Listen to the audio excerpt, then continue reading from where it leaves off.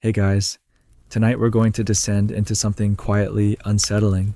A truth not shouted by textbooks, but whispered beneath stone altars, what the medieval Aztecs believed about human hearts.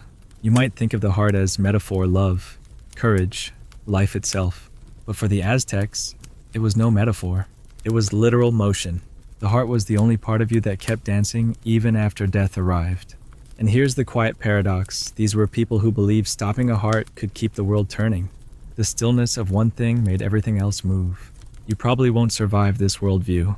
So, before you get comfortable, take a moment to like the video and subscribe, but only if you genuinely enjoy what I do here. And hey, post your city and local time in the comments. I love seeing where we're drifting off from. Now, dim the lights. Maybe turn on a fan for that soft background hum. And let's ease into tonight's journey together. You trudge barefoot across a sun-warmed stone causeway, your chest catching light with each breath. Somewhere behind the temples, drums murmur like a heartbeat outside your own. You pass murals, eagles, serpents, flowering knives. But it's that one image, again and again, the heart, emerging like a small red sun between hands. You begin to understand that to live among the Aztecs was to carry your heart not inside you, but ahead of you. Not in metaphor, not in symbol, in blood. They called it the yolotl, a word that didn't just mean heart, but also life, center, motion.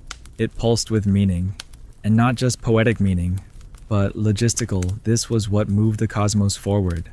The gods had sacrificed themselves to build this world, and now you owed interest collected daily, in your veins.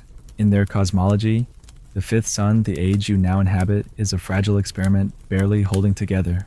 The previous suns had ended in elemental disaster wind, fire, jaguars, floods.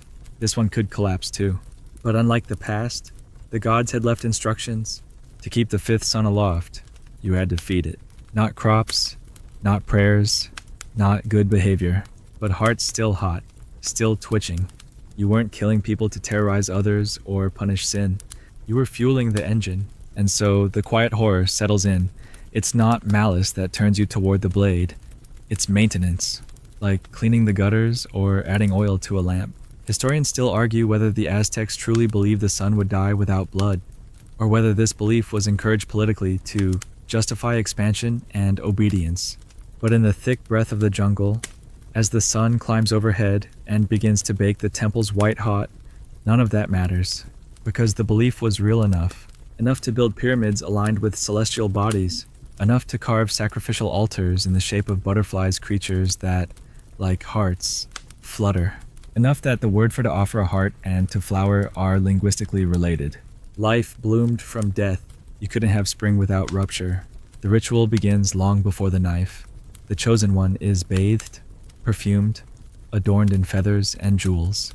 You're not just a person, you're a god in costume, embodying the deity for whom you will be offered. You're walked through the crowd like a celebrity. This is the strange, quiet dignity of it. No chains, no shackles. There's a kind of awful honor to it all. If you scream, if you run, the ritual is ruined. The gods might reject the gift. But if your chest rises and falls calmly, if you ascend the temple steps with steady breath, then you become more than meat. You become music. They believed the motion of your heart sang through the sky. It wasn't removed. It was released, like smoke, like song. One priest holds the arms, another the legs, and the fourth wields the obsidian blade so sharp it splits skin with a whisper. The moment before contact is oddly silent. You've probably never thought about that silence before the moment when someone knows they're about to lose their heartbeat forever, and yet there's no scream. That's what stays with you. That's what makes this so unnervingly still. And then it's over in seconds. The heart is raised high to the sun, your final offering. The priest's hands are wet, but steady. There's no mess. This has been done before, hundreds of times. On some days, thousands. You're not special, and that's the strange comfort of it. You're not alone. You're a part of a tide, a rhythm, something bigger. Mainstream archaeology confirms that some Aztec temples processed so many sacrifices, they had dedicated blood channels beneath them like a drainage system. Even the sacred has plumbing. And yet, curiously, the offering was often accompanied by flowers, incense, song. not unlike a wedding, because for the Aztecs, this wasn't a horror movie, it was reciprocity. The gods gave you rain. You gave back rhythm. The heart was just the courier. The real message was gratitude. But not everyone got the blade. Sometimes, the ceremony ended with a symbolic offering, a dough heart, a clay figurine, a roasted maize effigy filled with honey. These were the peaceful days, the dry season festivals, the moments when the gods were sated or at rest. But those moments were rare. The sky always needed something, and it didn't wait politely.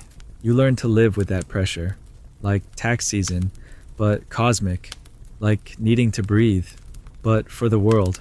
And so, the heart stayed at the center, not just of the body, but of everything.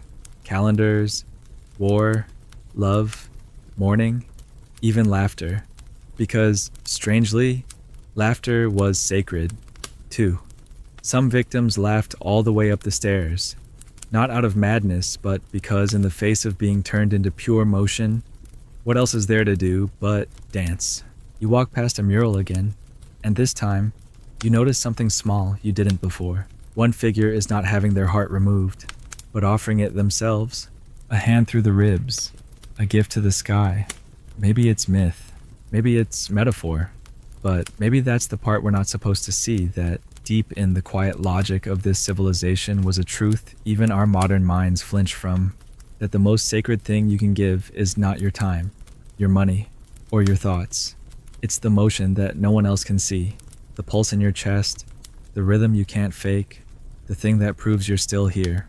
And even now, lying down, heart slowing beneath your ribs, you might feel the echo of that idea, that your heartbeat isn't just survival, it's a contract. You signed it by being born, and somewhere beneath a vanished temple, that contract still hums in the stone. You wake in the twilight of a stone corridor, your footsteps soft against a floor worn smooth by barefoot generations. The air is warm, slightly sweet with copal smoke, and outside, a red sky droops over the valley like a fading bruise. You don't know how long you've been here, but something in your chest begins to sync with the faint, unhurried drum beats echoing in the distance. Your own heart becomes a percussion instrument in the orchestra of dusk. And now, as the shadows stretch longer, you begin to understand why the Aztecs believed the sun would not rise without your sacrifice.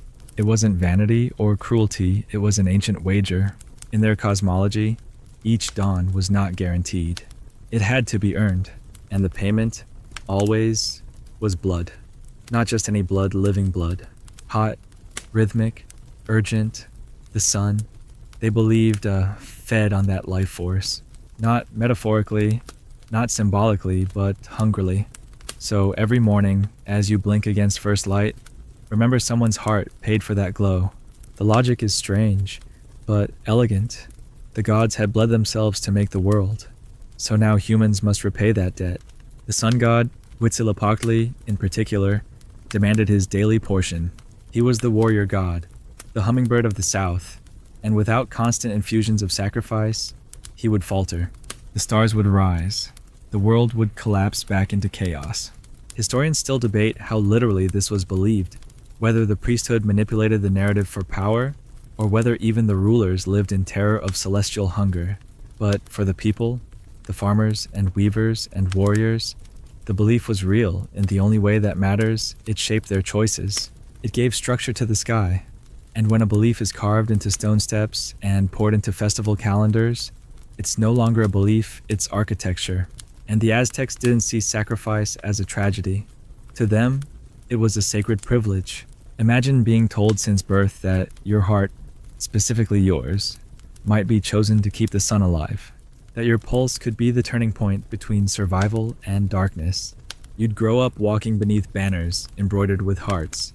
You'd eat from bowls decorated with knife motifs. Every song, every festival, every market chant would carry the rhythm of that one truth.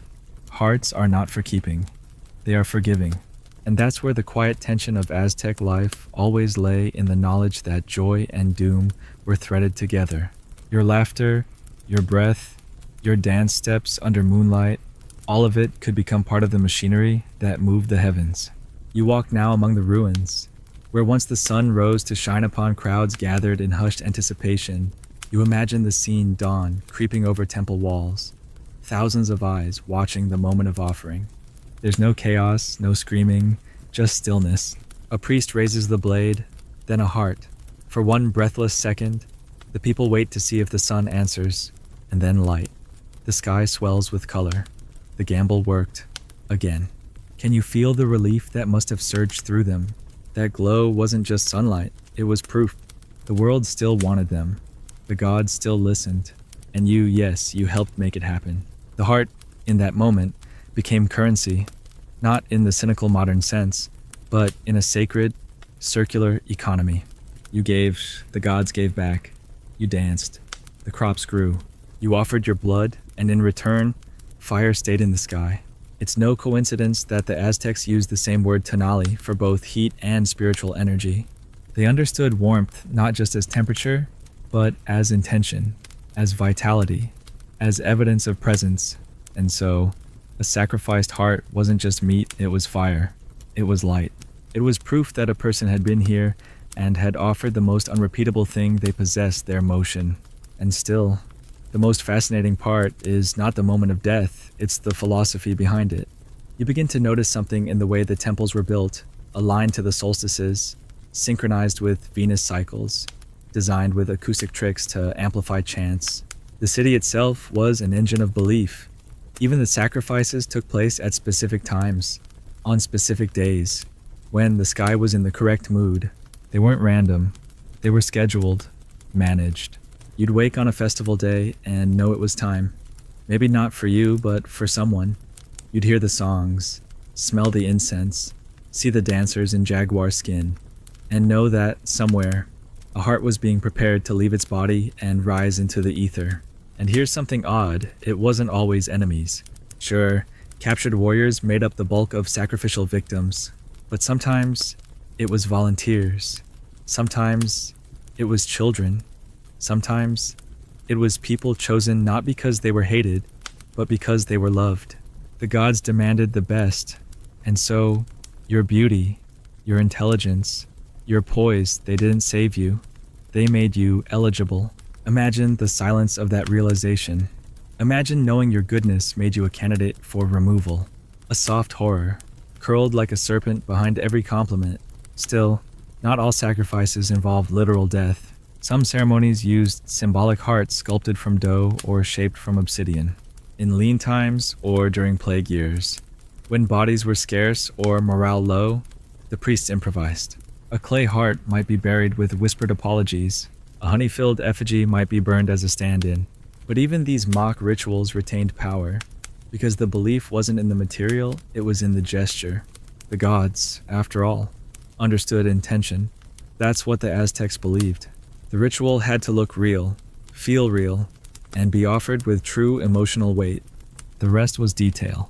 You stop at a wall, etched with spirals and symbols, and suddenly you realize this isn't about blood. It never really was. It's about movement, about keeping things going. Your own heartbeat, once terrifyingly fragile, now feels like a song you're helping sing. And somewhere beneath the noise of modern life, you begin to wonder if there's a piece of this ancient belief still beating in the world. Maybe not in temples, maybe not with knives, but in the idea that what you give from your core, your warmth, your love, your attention matters, that it fuels something invisible, that it rises like light. The sky grows darker now, deep indigo streaked with orange. A breeze lifts the scent of moss and ash. You sit on a temple step and your chest rises, falls, rises again. And you realize the Aztecs might have been wrong about astronomy, about geology, about politics, but they weren't wrong about one thing, that there is power in the heart. Not because it pumps blood, but because it pulses meaning.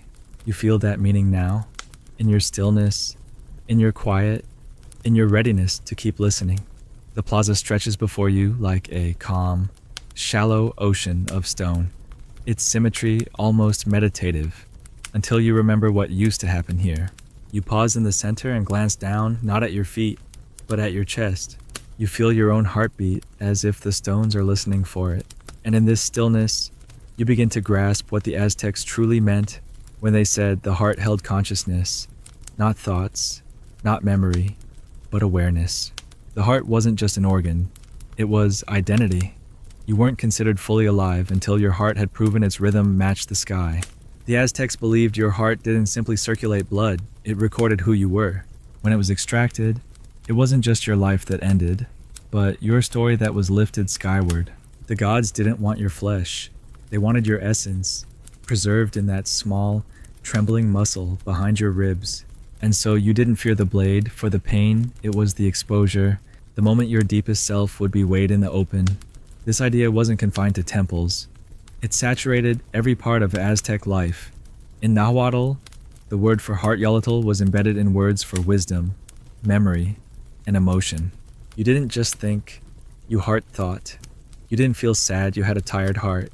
Even now, the modern Mexican-Spanish phrase, "Mi duele el corazón," my heart hurts, comes not from cardiology, but from lineage. Your emotions didn't happen in your head. They lived in your chest. So when someone gave their heart in sacrifice, it wasn't a poetic turn. It was literal. They were handing over their being, their vibration, their soul. And that's why the ritual had to be clean. The heart had to be intact. Any damage could dishonor the whole offering. Some priests even washed the heart in cold water briefly, just to cool it without stopping its motion, like rinsing a jewel before handing it to a king. You wander now through what used to be the Comcac, the Aztec school for elite boys. And here, too, the lesson was about the heart. Not about strength, not even about obedience, but about clarity. The students were taught to listen to their yolotl, to examine their pulse not as doctors, but as philosophers. Was their heart steady? Was it generous? Was it disciplined? These weren't romantic ideas, they were practical tools. Because to lead, to fight, to sacrifice, you had to be inwardly still. That's how they measured virtue, not by speech, but by vibration. If your heart fluttered in fear, it was an insult to the gods. If it beat with honor, it could be heard in the stars. Imagine living with that pressure. Every crush, every argument, every rush of anxiety, proof not just of emotion, but of cosmic weakness. Even architecture reflected this belief. The most sacred temples were designed so that sound, chant, drum, heartbeat echoed in specific ways. Some corners of the great Templo Mayor could bounce back a whisper, as if the structure itself had a pulse. Historians still argue whether this was intentional acoustic design or accidental genius, but it fits the pattern. You begin to sense the Aztecs didn't see the world in objects, but in currents, in flow, in rhythm. The gods, too, were defined not just by their traits, but by how they moved. Huitzilopochtli, he who left hummingbird trails in the wind. Quetzalcoatl, the feathered serpent who slithered through knowledge. Tlaloc, the rain god who wept floods. All movement, all vibration. And the heart, the bridge between human and divine. A tiny, pulsing ambassador. You pass an old obsidian mirror half buried in volcanic dust, and suddenly you understand the deeper fear that to open the chest was not only to offer the heart, but to see it. Because in Aztec belief, your heart reflected you, not just morally, but visually. A clean heart was smooth, red, vibrant.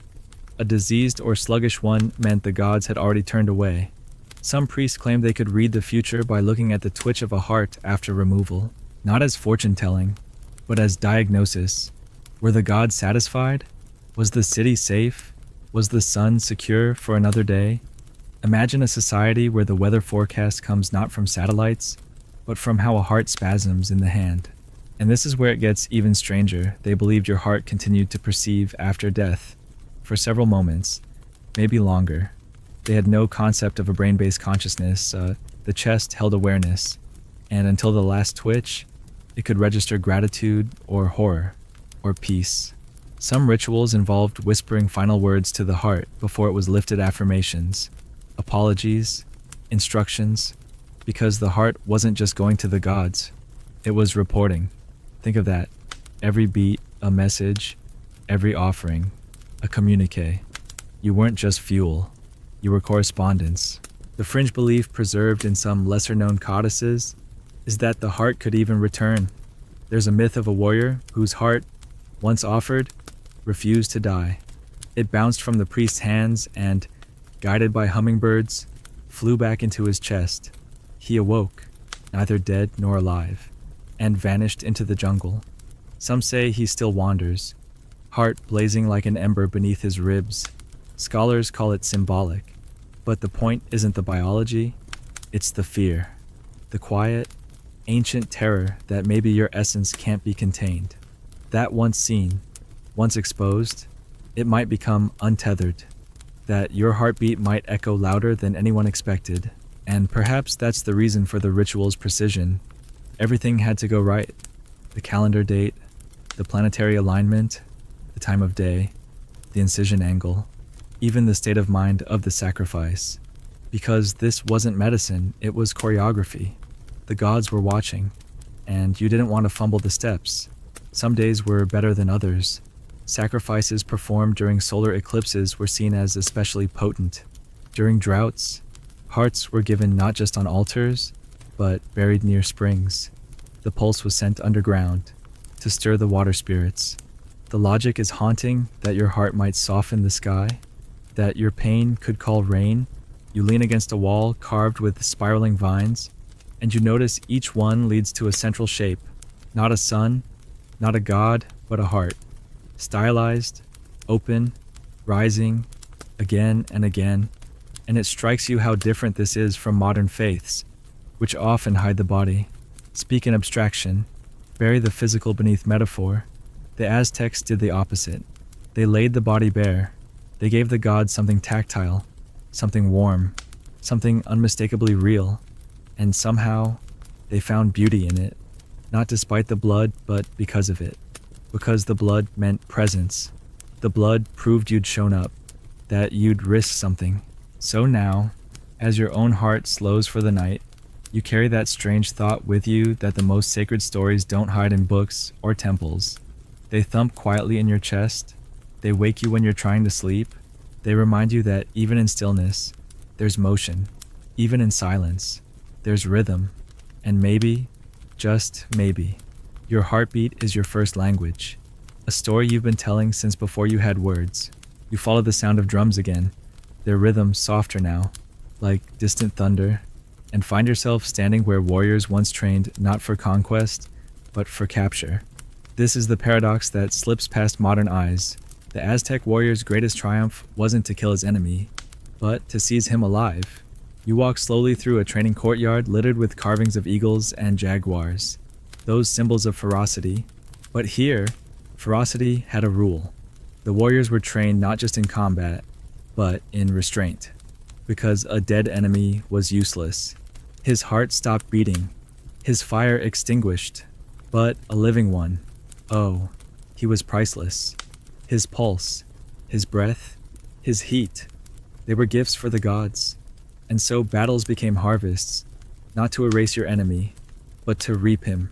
They called them Xochiaoyatl flower wars, a term so gentle, it seems like a mistranslation. But that's what they were, orchestrated conflicts, agreed upon in advance, not to win territory, but to win hearts.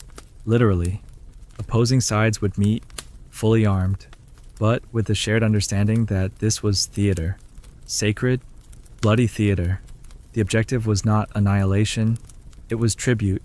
Prisoners would be taken back to the capital, washed, dressed in fine garments, and prepared as honored offerings. The battlefield, then, was not the end, it was the beginning. Historians still debate the exact nature of these wars, how symbolic they were, how much political manipulation was involved. But the surviving codices leave no doubt that these were not mindless slaughters. They were rituals of procurement. You can almost see it now. The dawn mist curling over the valley floor, rows of brightly clad warriors advancing not with fury, but precision. They shout praises to their gods, not curses at their enemies. When they engage, it's fierce but measured every strike, calculated to disarm, to entangle, to pull down without killing. The warrior who captures the most lives becomes the most honored, not the one who slaughters. And when the battle ends, the air doesn't fill with mourning, but with music. There's pride in return. There's pride in what has been caught. It's hard to imagine now, This inversion of everything we think war means. But for the Aztecs, the captured heart was a victory more sacred than gold. You wander into a side chamber lined with clay models of captives, arms bound but faces serene. That's another thing. The captured were not shown screaming. They were not humiliated. They were elevated. Because to be chosen as a sacrifice was not an insult. It was confirmation that you were strong, beautiful, worthy. The more impressive the prisoner, the more favor he would bring the city. And so the captured warrior was often treated like royalty in the days before his offering. Fed well, sung to, draped in feathers and jade. Sometimes, his family was allowed to attend the ceremony. It was not a punishment. It was a promotion. This flips everything you thought you knew about human fear. Imagine knowing that defeat meant not disgrace, but transcendence. That your heart would be taken not in cruelty, but in reverence. You'd be walked up the temple steps as a vessel, not a victim. And the gods, if they were watching, would see not a loser, but a light. A flicker of divinity returning to the source. The Aztecs believed the heart retained its memory, its fire, even after death. And so your death, in this context, wasn't an ending. It was your final, most important act. Yet there were limits. Not all prisoners were suitable. Those who showed cowardice, who wept, who begged these hearts were considered weak, polluted. The gods wanted steady rhythm, clean fire. That's why, before the ritual, the captives underwent preparation, fasted, bathed, given ceremonial names, because the quality of your offering mattered. A spoiled sacrifice could offend the gods, could bring drought, could dull the sun, and so the prisoner and priest both carried enormous pressure. The moment had to be pure. It had to feel right. This is where the psychological weight of Aztec belief is hardest to shake. It wasn't just about obedience, it was about harmony. You had to tune yourself to the cosmos, like an instrument, like a drum. That's why the captives danced. Yes, even they. On the morning of the sacrifice, it wasn't uncommon for the chosen to participate in ritual dance, moving in circles, arms lifted, legs steady, not to celebrate, not to resist, but to attune. The rhythm was important.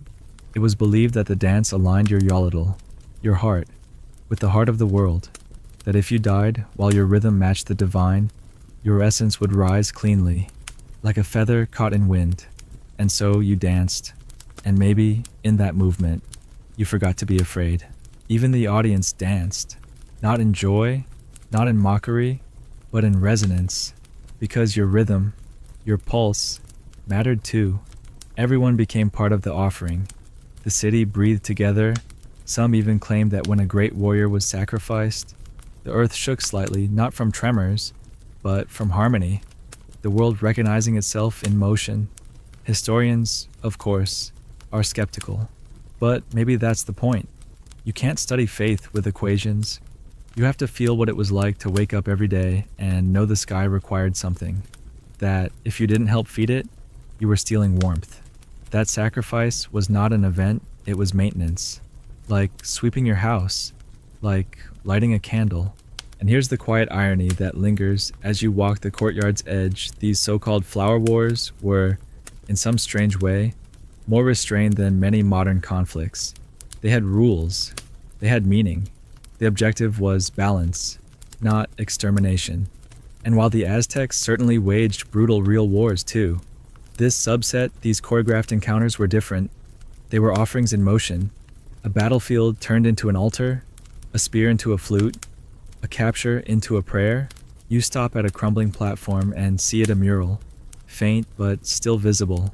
Warriors holding their captured foes not with hatred, but with reverence. The heart, again, painted at the center, always the heart. You start to feel like you've seen it in every shadow, every carved stone, every dream. Maybe that's the secret the Aztecs knew, that the heart isn't just an organ or a symbol, it's a mirror. It reflects how people understand value, what they're willing to give, what they're willing to take. And in that heartbeat, whether on a battlefield or an altar, you glimpse the soul of a civilization. Now, as twilight deepens and your breath evens, you begin to feel a strange softness toward all of it. Not approval, not agreement, but understanding. That, in a world built on rhythm and reciprocity, giving your heart wasn't insanity, it was logic. It was love. It was loyalty to something larger than the self. And whether we call it sun or system, God or gravity, that longing still pulses in us, to be part of the beat, to offer what moves us most, to be, for just a moment, the reason something greater keeps rising. You wander farther, following the whisper of wind through ruined archways, and there you find a structure that doesn't look like a temple or a training ground. It's smaller, quieter, tucked behind crumbling walls smoothed by time, but inside, etched faintly along the doorframe, is a glyph for child. And then the air shifts. You weren't expecting this part. You knew about warriors, about gods and blades and hearts lifted to the sky, but not this, not the children. You step into the chamber, and the stone seems to absorb sound, as if, even centuries later, the walls remember what was asked here. You begin to understand a deeper layer of Aztec belief that some children were not just born, they were chosen, and they were raised not for life, but for offering. It begins softly. A drought, a failed harvest, cracked soil, thin rains, people watching the clouds as though willing them into tears. And when the sky refuses to open, the people do.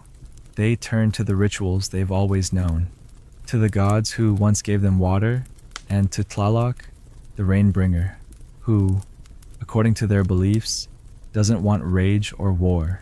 He wants innocence. He wants the hearts of those closest to the beginning of life, not to punish, but to cleanse. And so, families, yes, sometimes even willingly offered their children, not in cruelty, but in a belief that their child could save the entire city. You feel the air thicken with that strange logic, that heartbreaking paradox, that to love your child might mean giving them. Some children were born into the cult of Tlaloc, raised within temple precincts, nurtured like flowers for a fate they could not question. Dressed in blue, adorned with water lilies, they were paraded before ceremonies, not hidden, because their offering was seen not as tragedy, but as purity. Their tears were believed to call the clouds, and if they cried before sacrifice, it was a good omen. Priests even encouraged it, not by cruelty, but by telling them stories, singing songs of longing and sky, not to frighten them, but to coax the rain. Historians still argue whether these rituals were widespread or confined to specific seasons and crises. Some records are contradictory, others are clear. The most cited references come from post-conquest documents, filtered through foreign eyes, which means everything is suspect, blurred by bias. But pottery, murals, and codices from within the culture confirm that children were, in some contexts, considered powerful conduits between gods and earth. The smaller the heart, the louder its echo. You sit on a cracked stone bench, and you realize how foreign this thinking is to us, and how powerful. In our world, children are protected, shielded, adored. But in theirs, children were light, too precious to keep for oneself, and so they were sent upward.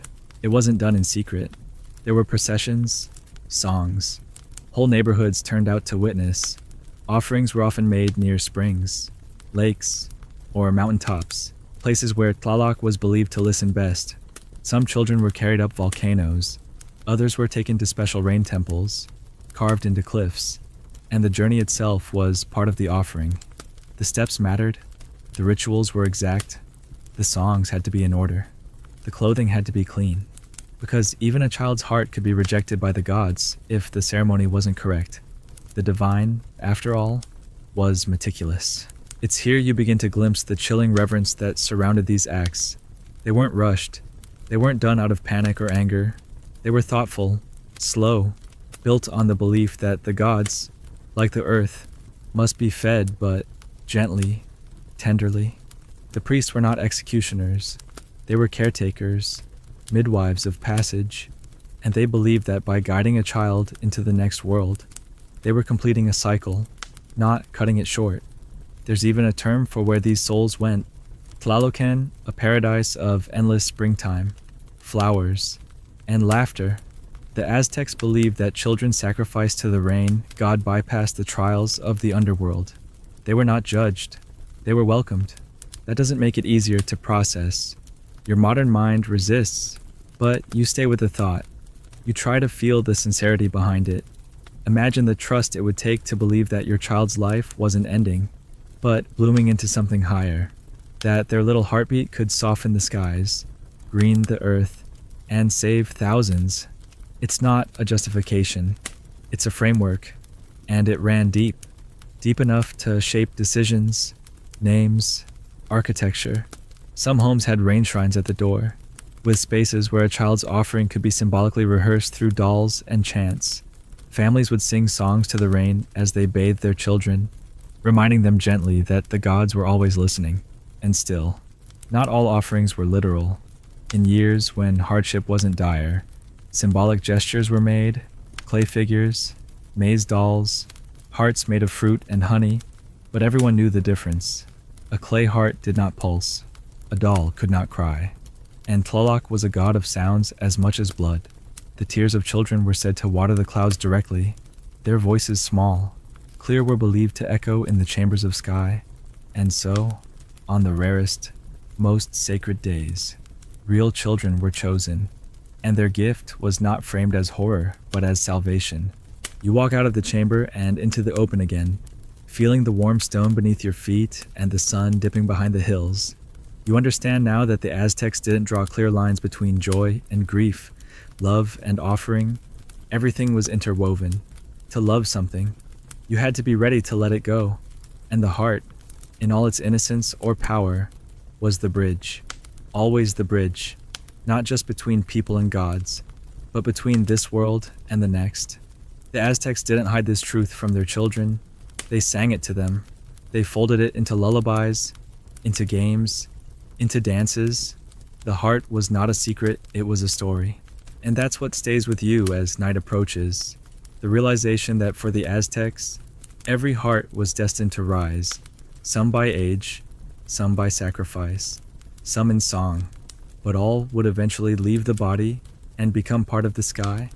Even now, lying in bed, your pulse quiet in the dark, you might feel a softness behind your ribs, not fear, but recognition. That small, steady beat inside you is ancient. It has been carried by children and warriors, dancers and dreamers, through centuries of belief, and maybe it's not just yours. Maybe it's borrowed, for a while. Maybe it's a story still being told. You walk now into the deeper shadows of the old city, where columns rise like petrified trees and stone steps seem to grow out of the earth itself. This is the realm of the night gods, the boundary between what is offered and what is taken. You've seen the hearts given in rhythm and faith, lifted to the dawn, to the rain, to the stars, but now you come to Tezcatlipoca, the smoking mirror, and here the heart is not a gift, it is a demand. The god of obsidian and illusion, of jaguars and nighttime wind, didn't wait for the willing. His rituals were not bright with flower garlands or hopeful tears. They were darker, older, more unpredictable. If Huitzilopochtli was the sun's hunger and Tlaloc was the sky's thirst, then Tezcatlipoca was the one who asked for your heart to stop while it was still telling the truth. He wanted motion, not memory, and that meant your heart had to be taken while it was still you. You step into a half-collapsed chamber and catch a glimpse of polished obsidian in the wall, once a mirror used in ceremonies. In its dark surface, you see yourself reflected strangely, elongated, distorted, blinking under the flicker of imagined torchlight. This was not a mirror for vanity. This was where warriors looked before their final rite. Tezcatlipoca was not a god of comfort. He was a god of confrontation. He showed you not what you hoped to be, but what you had become. And when your heart was offered to him, it had to be done in that moment of recognition, before regret, before explanation. That's why his ceremonies were held at night, when the world was less clear, and the heartbeat just a little harder in the chest. He was the god who asked, "Are you ready to be seen?" The chosen sacrifice in these rites wasn't always captured or condemned. Sometimes, they were selected for their excellence. Strong bodies, bright minds, perfect dancers. A year before the ceremony, they were dressed in fine clothing, housed among the priests, fed sweet foods, praised, adored, but not out of kindness. It was preparation, because Tezcatlipoca wanted the best. His demand wasn't for shame. It was for peak vitality, for fullness. And so, the most beautiful were chosen, not because they were expendable, but because they were complete. As the months passed, the chosen one became a living icon, a kind of temporary god among men.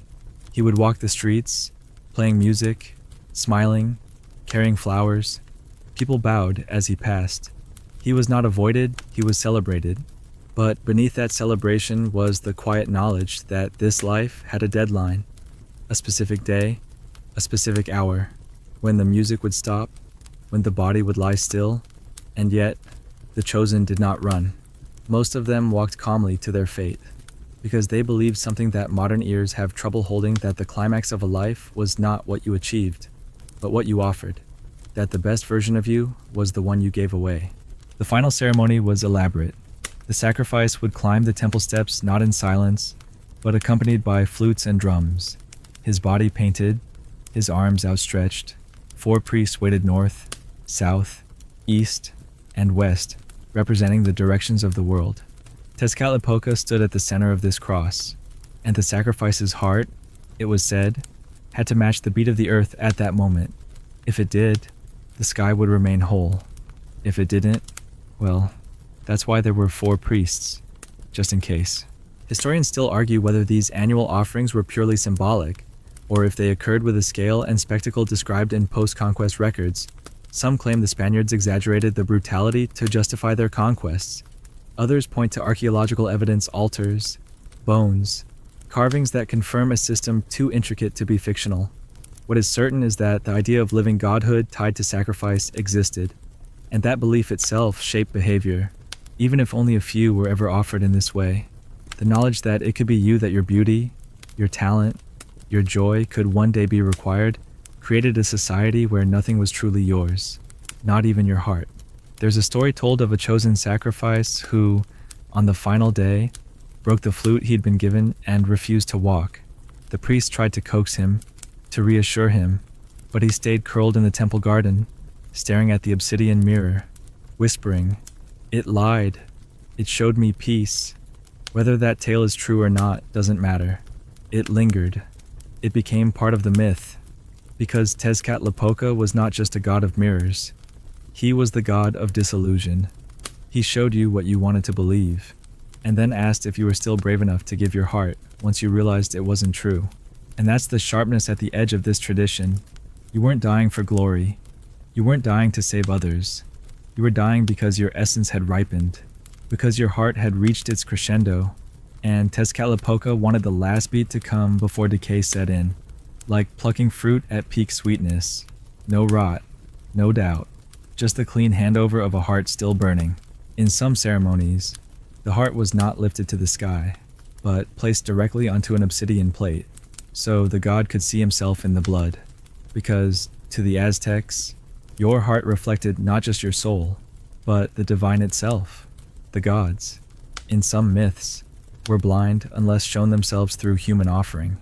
The heart, then, was not a gift. It was a mirror that pulsed, that throbbed, that whispered, "Here I am." And once the god saw himself, he could act, he could guide, he could restrain his fury. So when you offered your heart to Tezcatlipoca, you weren't just feeding him, you were reminding him of who he was. You lean against a warm wall, your fingers grazing the remnants of a carved jaguar, the symbol of night, of stealth, of power, and you realize how different this feels from the earlier stories.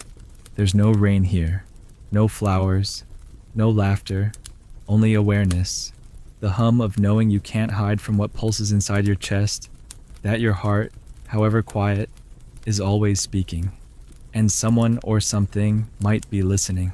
As the stars begin to flicker into view overhead, you feel your own heartbeat slow, soften, and you wonder, just for a second, if it has anything left to report.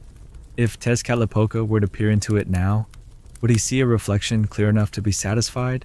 Or would he turn away, muttering, "Not yet"? And somehow, in that ambiguity, there is peace, because the heartbeat, as the Aztecs knew, was never about certainty. It was about motion. It was about now. And right now, in this gentle moment between breath and sleep, your heart is still yours, still warm, still waiting.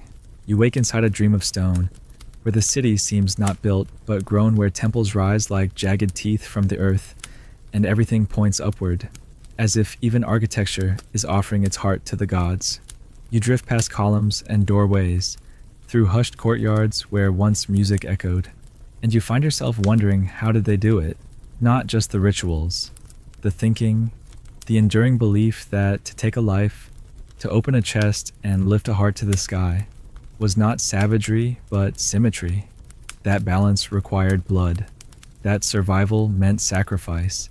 And yet, even in this deeply structured system of belief, there were adaptations, variations, times when, for reasons either political, spiritual, or seasonal, the Aztecs turned not to bodies but to symbols. And so you arrive now at the most curious chapter, the rituals of substitute hearts. You enter what seems like a kitchen, but ceremonial. The air smells faintly of amaranth and honey. On the table lies a mold roughly the size of a human heart. Bowls of flour, seeds, water, and red pigment sit nearby. And here's where something surprising happened. In times when war was sparse, when captives were few, or when festivals outpaced supply, the Aztecs offered figurative hearts, hand-shaped dough forms, crafted with reverence, baked or dried, painted, and burned. These weren't lazy stand-ins. They were treated with care, sung over, blessed, carried through processions. Because the gods were not always literal, they listened to intention, and the substitute heart, if created with the right ritual, by hands tuned to devotion, could whisper nearly as loudly as flesh. The most common material was amaranth seed flour, bound with water or honey. Sometimes blood was added, animal or human, depending on availability. The resulting paste was pressed into molds or hand-formed, then dried in the sun. Eyes might be painted on, symbols etched. Some were filled with corn or colored stones, others wrapped in feathers or flowers. During grand ceremonies, hundreds of these symbolic hearts would be presented, stacked on stone slabs or buried in fields, intended to fertilize the earth in gesture if not in gore. It was a compromise, but not a cowardly one, because every element, the shape, the color, the breath given as it was formed, carried meaning. The gods were offered not just the form, but the feeling. You stand now at the edge of a sunlit square, imagining what it would look like: a line of priests walking with baskets of dough hearts, children scattering petals ahead of them, drummers softly keeping time. The people watching knew these were not real sacrifices, and yet they wept. They sang, because the ritual still worked, or at least they believed it did. Historians debate this, how the people viewed symbolic offerings versus literal ones. Did they see them as equally sacred or as placeholders? One scholar writes that the gods, when full, accept shadows, implying that substitutes were permitted only when prior offerings had been sufficient. Another theory is more mystical, that these dough hearts were not surrogates, but echoes of earlier deaths, reminding the gods of their ongoing contract. Even more curious is that these hearts were sometimes eaten. During the festival of Huitzilopochtli, amaranth hearts might be blessed, broken apart, and distributed to the people, who would consume them slowly, reverently, like communion. Your modern brain hesitates here, but in that context, the act was not morbid. It was reciprocal. You offered a part of yourself to the gods, and the gods gave part of themselves back. The cycle continued. Nothing wasted. Everything turned. It echoes still in the words Tanali and Yolotl, the heat and motion of life, shared and returned. You pass now through a narrow hallway where murals depict hearts not as bleeding objects, but as flowers. Always flowers, open, expanding. The term to sacrifice in Nahuatl, Nextlahualizli, literally means to repay a debt. The heart, then, was a payment. Whether shaped from dough or carved from ribcage, it settled the cosmic balance sheet, and the Aztecs were accountants of the sacred. They kept track, calendars etched with blood moons and eclipse warnings, markets that closed during holy weeks, agricultural cycles aligned to sacrifice dates, Nothing left to chance. Even these substitute hearts had their place in the grand ledger. There's something unexpectedly tender in this part of the story.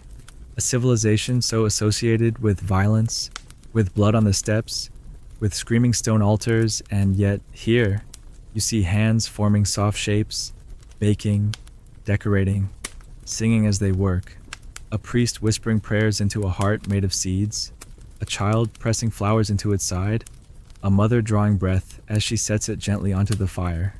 These moments were no less sacred for lacking pain, because the belief remained the same: the gods must see the motion of life, and the shape of a heart offered with love, with humility, could be enough. You sit on a cool stone bench and close your eyes, imagining the weight of one of these symbolic hearts in your palm. It's light, dry, fragile, but it carries meaning. The gods might accept it, might understand that sometimes humans run out of blood but not reverence, that even when fear or famine or peace prevents a real offering, the gesture still matters, that a life can be honored without being ended. This was the Aztecs' hidden flexibility, their ability to adapt the ritual without abandoning the belief. Sometimes, these substitute hearts were destroyed in fire, sometimes buried with seeds, meant to decompose and feed the soil. Other times they were set afloat in rivers, or placed atop small shrines in cornfields, facing the sunrise. Each act had its own logic, its own symbolism: a heart in fire purification, a heart in earth fertility, a heart in water transmission. Each one a message, and you begin to realize that, to the Aztecs, symbolism wasn't lesser than literalness.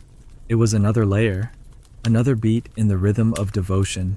You rise slowly, the late afternoon light angling through broken lintels and scattering golden dust across the stone floor, and you feel a strange comfort in this, that the ritual could be soft, that the gods, for all their appetite, could accept symbols, that a civilization so defined by bloodletting could also craft offerings with song and flower and firelight. You breathe out slowly, your heart steady, and realize that maybe the Aztecs weren't always trying to appease their gods through terror. Maybe they were also trying to understand them, to speak in gesture, to say, "This is what I feel. This is what I can give." And perhaps we do the same, not with altars or obsidian, but with what we shape: letters, prayers, art, apologies, all of it symbolic, all of it our way of offering what matters most from within us, a kind of dough heart, soft and crumbling, but given sincerely. And maybe that sincerity is enough to move something larger than ourselves, to keep the light coming, to keep the sky listening. You follow a winding path now that bends away from the main temples, past remnants of walls too broken to speak clearly, until you reach a raised platform, circular and low, where the stones still hold faint traces of red pigment. This was no grand altar, no towering ziggurat. It's simpler, quieter, and older. You step closer, and your breath catches slightly as you notice the shallow depression at its center. Not large enough for a person, but exactly shaped to cradle something small and round. And in that moment, it clicks. This is where the sky and the soil met, not for spectacle, but for necessity. Because the Aztecs didn't just offer hearts upward, they also pressed them downward. And now you arrive at one of the strangest, most haunting rituals of all the planting of hearts. Here, sacrifice wasn't about display. It was about function. When a heart was buried rather than lifted, it wasn't hidden, it was seated. The Aztecs believed blood carried Tenali life heat, soul energy, divine fire, and where better to send that energy than into the earth that fed them crops? After all, our gods too. Maize wasn't a food, it was a deity. And like all gods, it had to be woken. So when harvest failed or seeds rotted, the solution wasn't new tools or better timing. It was old magic. They would find a chosen heart, usually that of a captured warrior, occasionally even a volunteer, and bury it at the edge of the field. Not deep, just beneath the topsoil, where roots could reach it. Then they'd plant around it, and they would wait. You feel the sun warm your neck as you stand near that burial spot. And you think of it not as a grave, but as a heartbeat sleeping in the dirt. The Aztecs imagined it that way too, that the heart didn't stop pulsing immediately, that for a few moments, maybe even longer, it continued its rhythm underground, like a drum too quiet to hear, summoning the rain, speaking to the worms, warming the seeds. There are glyphs that show this image, a stylized heart, wrapped in maize roots, glowing faintly. Scholars debate the literalness of it, but the symbolism is unambiguous. The idea was simple: to feed the earth, give it your best fire, and the heart was your highest flame. Not all planted hearts were buried in fields. Some were pressed beneath a new construction, foundations of temples, homes, ball courts, even market stalls. When a new structure was raised, the Aztecs often blessed the site by embedding a heart in its foundation. They didn't see this as macabre, it was seen as strengthening the structure with sacred force. A house built on a heart would stand longer. A temple with a warrior's pulse beneath it would echo clearer. One codex shows a scene where a family, preparing to build a home, hosts a private offering. A young man, honored for bravery in a recent campaign, is chosen. There is weeping, yes, but also singing. The sacrifice is performed with care. His heart is buried beneath the future hearth. The fire above will now always be fed by the fire below.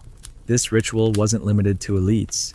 Even commoners, when they could not afford such a ceremony, might create symbolic hearts again of dough or obsidian, and bury them with quiet prayers. You can picture it: a mother kneeling beside a shallow pit, pressing a clay heart wrapped in corn husks into the ground, whispering words to Tonakatakutli, god of sustenance. This wasn't violence. This was continuity. And you realize now how comprehensive the Aztec worldview was. The heart wasn't just central to sacrifice, it was central to structure. Everything was built upon it, literally and spiritually. A world shaped like a beating chest. You step away from the platform and walk toward the edge of what once was a field. The outlines are faint now, just impressions in the dust. But you can imagine rows of maize rising from this earth, and you wonder how many of those plants drank from the place where a heart once lay. What did the Aztecs taste when they chewed that corn? Not guilt, not sorrow, but pride, participation. The belief that nourishment wasn't passive, it was relational. That the earth responded best not to force, but to devotion. And the heart, warm and wordless, was the highest form of that. The modern mind struggles here. We look at these rituals and see superstition, desperation. But when you pause, when you feel the sun on your skin and your own pulse in your chest, you start to understand the logic. The Aztecs weren't obsessed with death. They were obsessed with motion, continuity, flow, the transfer of heat and rhythm from one form to another. Death wasn't an end. It was a pivot, a change in direction, a redirection of energy. The heart didn't die, it moved. From chest to soil, from soil to stalk, from stalk to mouth, from mouth to blood, and back again. There's even a fragment of a poem recorded in colonial text but believed to be older that says, "We eat the breath of those before us." That line stays with you, the breath of those before us. The idea that what you consume is not just matter, but memory. That every bite carries a trace of someone who gave. You think of this next time you eat something warm, maybe you already feel it, without knowing why. That gentle humility when chewing something that tastes like it took time, like it came from devotion. That's not sentimentality, that's transmission. And so, when the Aztecs planted hearts, they weren't desecrating the dead, they were investing them, charging the world with life. This is the part that isn't told in most textbooks: the quiet offerings, the buried pulses, the homes with sacred hearths. But it matters, because it shows that sacrifice wasn't always a spectacle. Sometimes it was private, sometimes it was whispered, sometimes it was done by candlelight, with no witnesses but the wind. You return now to the platform and sit down slowly, letting the silence settle in. You place your hand on the warm stone. Nothing moves, and yet you know deep beneath, something once did. A heart, maybe several, beating, cooling, becoming something else. And you realize that this story isn't about violence or cruelty, it's about transformation. The Aztecs gave what was most alive to what needed life, not as punishment, but as participation. They wanted the world to keep moving, and they believed the best way to do that was to give it something that already knew how to move. And maybe, in your own quiet way, you do the same. You give your time, your effort, your attention, pieces of yourself planted into your work, your relationships, your routines, not for applause, but for continuity, for contribution, for meaning. Maybe the modern heart is not lifted or buried, but it is still given, one beat at a time, one gesture at a time, one offering at a time. And maybe, just maybe, the world grows a little more alive because of it. You walk now beneath a corridor of arching stone, the walls pressed tight with carvings so dense they almost blur serpents curling around flames, hands held out with open palms, and always that same image, a heart between fingers, sometimes radiating lines, sometimes encircled by feathers, sometimes pierced but never weeping. It strikes you then that the Aztecs didn't hide the act of offering. They etched it into everything. And as your fingers trace a groove worn deep from centuries of weather, you begin to see an expression not of pain but of serenity.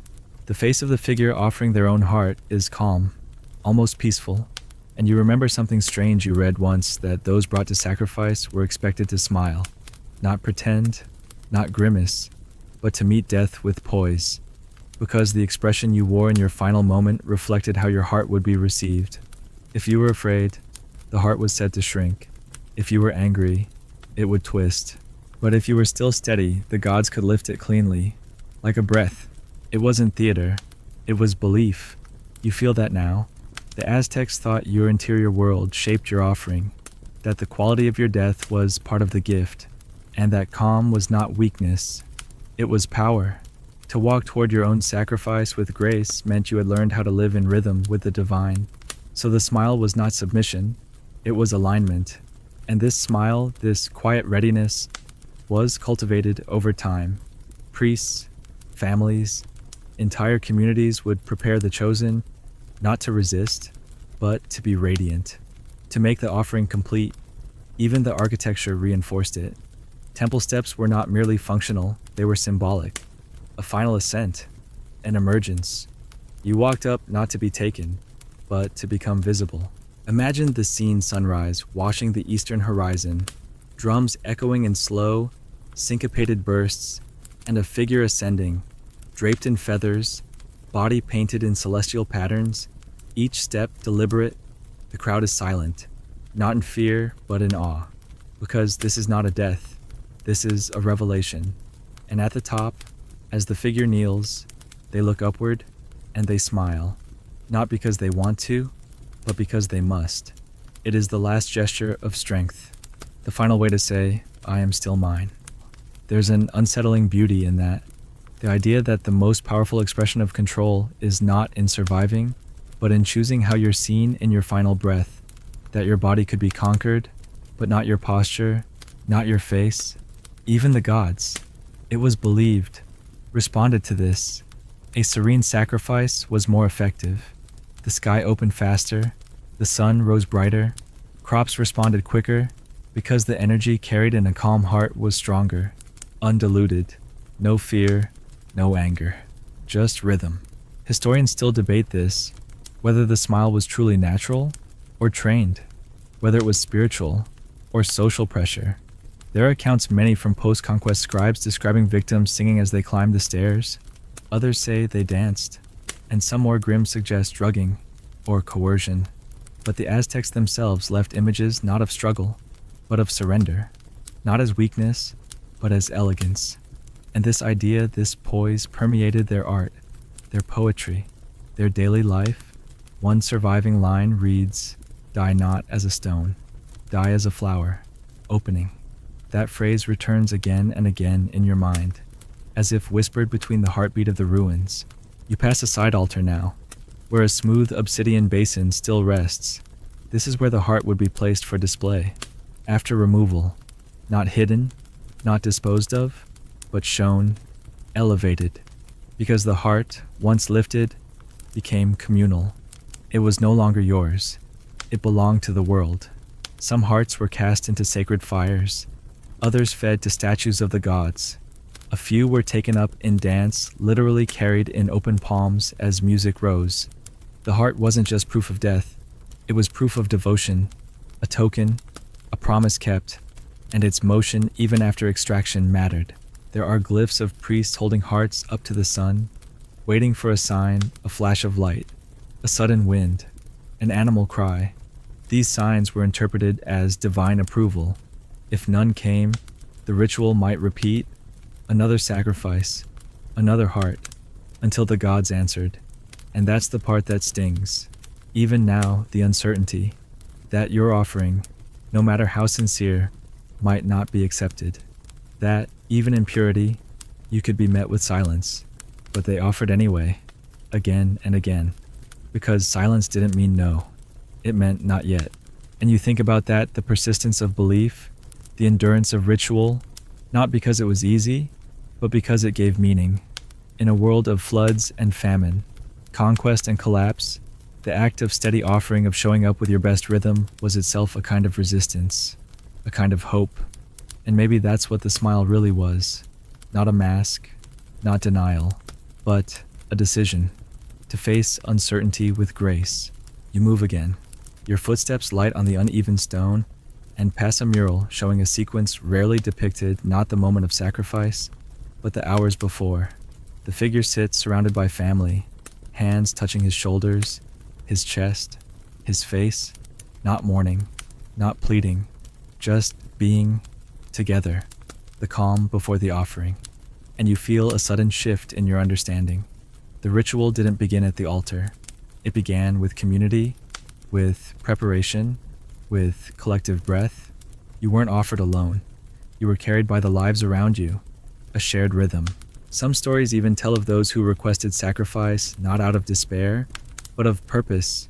People who believed their moment had come, who felt a fire in their chest and knew it was time to give it. These are the fringe accounts, the ones less often repeated, but they persist because they hint at something deeper, that the Aztecs didn't just fear their gods. They trusted them, enough to smile when letting go, enough to believe the gods would catch the rhythm and use it well. You sit now beneath a tree growing where a shrine once stood.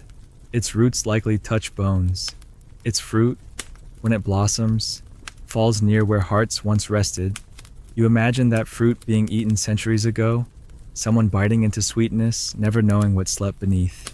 And perhaps that too is part of the cycle, that the smile given before death becomes a flavor, a shadow, a warmth passed quietly through time, no monument, just a trace. And tonight, as your own breath slows, your muscles softening into the pull of sleep, you might feel a smile on your face too, not of joy, not of fear, but of recognition, that you, too, carry a rhythm, that you, too, will one day offer something, your time, your presence, your final gesture, and maybe, just maybe, when that moment comes, you'll know how to smile with your whole chest.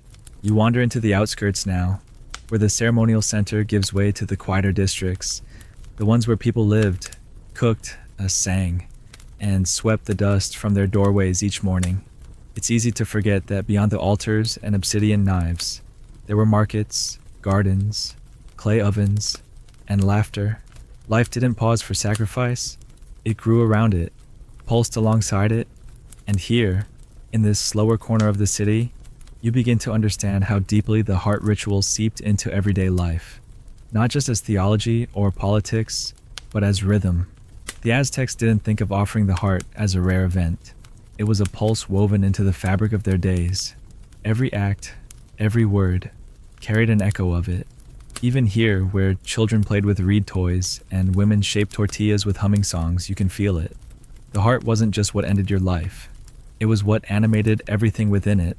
You pause at the edge of a garden terrace, overgrown now, but once tended, the irrigation canal still faintly visible, and beside them, stones arranged in a curious pattern, 4 small circles around a central flat slab. And you realize this wasn't just a garden. It was a domestic altar, one used not for grand public sacrifice, but for offerings of thanks. Perhaps for a healthy child, a safe return from war, the first rainfall. In these spaces, the heart was honored not through removal, but through reflection. Family members would gather, speak prayers aloud, and placed symbolic hearts, small clay tokens, or maze figurines on the central stone. They didn't expect gods to descend in fire. They just hoped the world would continue turning kindly, that the rhythm of the home would stay in tune with the wider rhythm of the universe. And it wasn't just special occasions. The heart found its way into language, into metaphors, into cooking. A dish made with care was said to be prepared with heart. A child who was thoughtful was said to have a heart that listens. Anger was called a trembling heart, while forgiveness was a cooled heart. The weather was spoken of in emotional terms, too. A gentle breeze meant the sky had a calm heart. A storm was a sign the heavens were agitated. And so, even the wind felt like breath. Even the sun seemed to beat. The entire world was animate, responsive, alive. There's a small grinding stone near one doorway, still smooth from decades of use, and it makes you think, was it used for corn, or for seeds in sacred dough? Was a mother here grinding the ingredients for a symbolic heart? Was a child watching, learning the ritual not from sermons but from repetition? This is how traditions endure, not in drama, but in rhythm. In the hum of daily life, the heart wasn't kept sacred by being hidden. It was kept sacred by being known, by being used as a compass for how to live. One old song fragment survives, likely sung by women during festival preparation. Its translation reads, "In the middle of the chest, we carry the drum. If it stops, all the songs fall. There's no mention of blood, no mention of gods, just music. Just the understanding that the heartbeat underlies everything." You feel that now, standing under the late sun, your own pulse, slow, steady, not dramatic, but faithful. The kind of rhythm that doesn't ask for attention, but provides structure to the whole day. Maybe this is what the Aztecs meant. Ultimately, that the heart's greatest power wasn't in its ending, but in its ongoingness, its quiet insistence, its willingness to keep returning. And that's why the rituals around the heart extended not just to humans, but to animals, to fire, even to architecture. When a fire was first lit in a home, the Aztecs performed a small ceremony, touching a clay heart to the embers, whispering a prayer that the warmth would remain balanced, not too fierce, not too weak. Temples were designed with central chambers that echoed a single footstep like a heartbeat.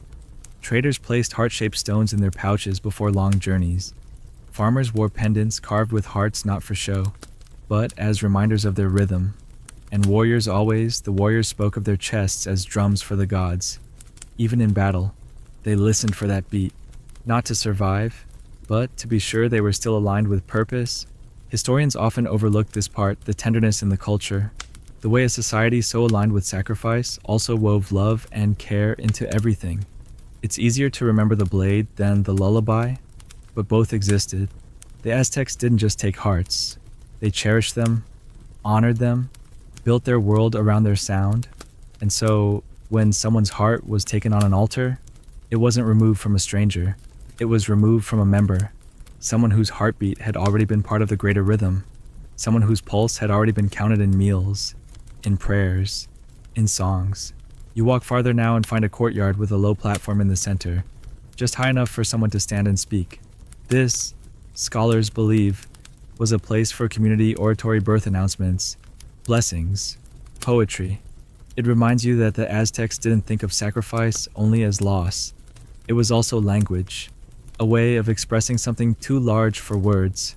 When language failed, the body spoke, the heart rose, and the gods, if they were paying attention, would understand. There are stories of people who, upon witnessing a particularly powerful sacrifice, would feel something shift inside them, a fire, a clarity. Some joined priesthoods, some changed their trades, some left gifts at altars. The point was not that they enjoyed the sight. The point was that they recognized something, an alignment, a brief glimpse into what it meant to live fully, so fully that your heartbeat could matter to the sky. The Aztecs didn't glorify death. They glorified meaning, and the heart because it moved without asking, because it kept rhythm no matter what became their emblem for truth. So now, as twilight creeps across this ancient neighborhood, and your own thoughts grow slow, you feel the softness of the ideas settle over you, that perhaps it's not the size of what we offer that matters, but the sincerity that a clay heart placed by a child, a dish stirred with love, a walk taken in silence with someone dear, these things matter. These things count, not in history books, but in whatever unseen ledger the Aztecs believed kept the sun turning. You don't need an altar to make an offering. Sometimes you just need to feel your heartbeat and know it's still steady, still open, still ready. And tonight, as you lie back into whatever version of peace you've made for yourself, your heart will go on doing its quiet work, one beat, then another. Not asking, not waiting, just giving. Like it always has. Like it always will. The light has faded now, and only a faint glow lingers along the stone edges of the ancient walkways. You move more slowly, not from fatigue, but from something else, a kind of reverence that builds quietly, like a hymn without words. You pass beneath the arch of what was once a ceremonial gateway, and your hand runs along the cold surface of carved stone, tracing patterns worn by centuries of fingers before yours. Here, in this narrowing corridor, you feel the weight of memory settle, not the memory of events, but of rhythm. The Aztecs believed the heart remembered not just feelings, but movements. Every beat encoded what you did with your body, your gestures, your hesitations, your courage, and in their theology, when you died, it wasn't your brain that stood judgment. It was your heart, not as metaphor, but as artifact, as evidence. And this heart didn't just travel to the gods. It testified.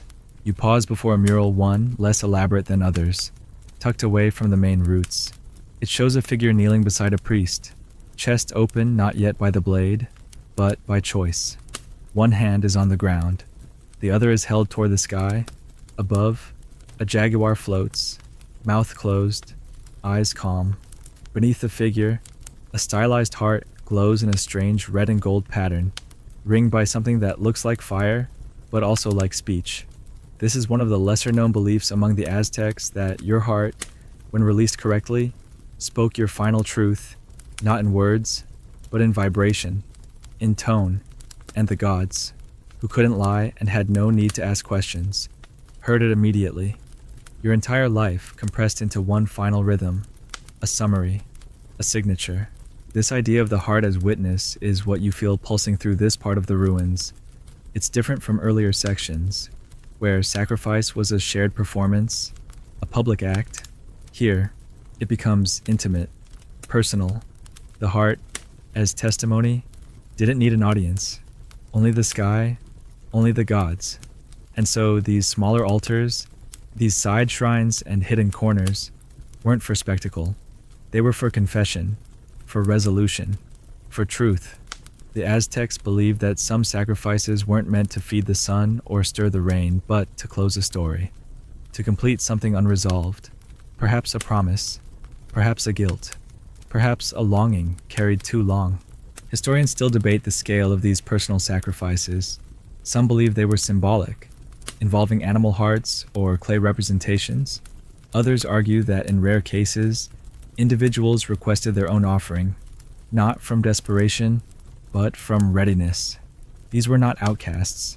Often, they were poets, artists, or aged warriors, people whose lives had been full, who had given all they could, and now sought to release the last thing they carried, their rhythm, the final beat, given not out of fear or obligation, but from a desire to harmonize fully with the divine. You walk deeper, and the air becomes heavier. The stones are closer here, more uneven. Moss grows in the cracks. The night wraps tighter, and yet you don't feel dread, only solemnity. This is where hearts were sent not upward, but inward. There are glyphs etched into one wall, barely visible, but scholars interpret them as prayers, short ones, no more than 5 or 6 syllables, likely chanted by the person giving their heart. One translates roughly to, "I return what was never mine." Another, "My motion is yours now." You can imagine the tone soft, deliberate, the voice trembling slightly, not with fear, but with clarity. These weren't cries, they were conclusions, and it makes you wonder, what would your heartbeat say? If it could speak, what truth would it carry forward? If stripped of all your justifications and performance, would it tremble with longing or settle with peace? Would it beat faster at the memory of something left unfinished? Or slow into stillness at the thought of a life sincerely lived? The Aztecs believed that the gods didn't judge in the way humans did. There were no scales, no punishments, only reception. Your heart wasn't weighed, it was heard. And whatever it sang in that final flutter was accepted completely, not praised, not condemned, just known. That belief created a kind of inner responsibility, because if your heart would one day speak for you, it mattered how you live now, not just in terms of honor or law, but in rhythm. Were you living with coherence? Was your pace aligned with purpose? The Aztecs had a word for this neltilistly, often translated as truth, but closer in meaning to right alignment. A truthful life, in their eyes, wasn't about words or facts. It was about motion that matched essence, your actions resonating with your spirit, your rhythm unbroken. That was truth, and the heart recorded it all. You come upon a shallow pit now, rimmed with worn stones and overgrown with weeds. But this wasn't a place of burning. It was a place of cooling. Some hearts, particularly those offered in nighttime rituals to underworld gods, were not burned or buried immediately. They were cooled, placed in water, or rubbed with earth, so that their final vibrations would settle. The priests believed this gave the heart clarity, like letting music echo one last time before silence. It's a delicate gesture, isn't it, that, even in death, you were given a chance to finish your sentence, to complete your rhythm before stillness took you. There's an old fragment of poetry attributed to a priest of Mictlantecutli, the lord of the underworld. It says, "Do not fear the end. The last beat is only the one that listens." And maybe that's why these corners of the city exist. Places not for the dramatic offering, but for the listening, for the stillness after the beat, the pause that echoes longest. The Aztecs understood that endings were sacred, not because they erased what came before, but because they preserved it, held it gently, allowed it to be heard without interruption.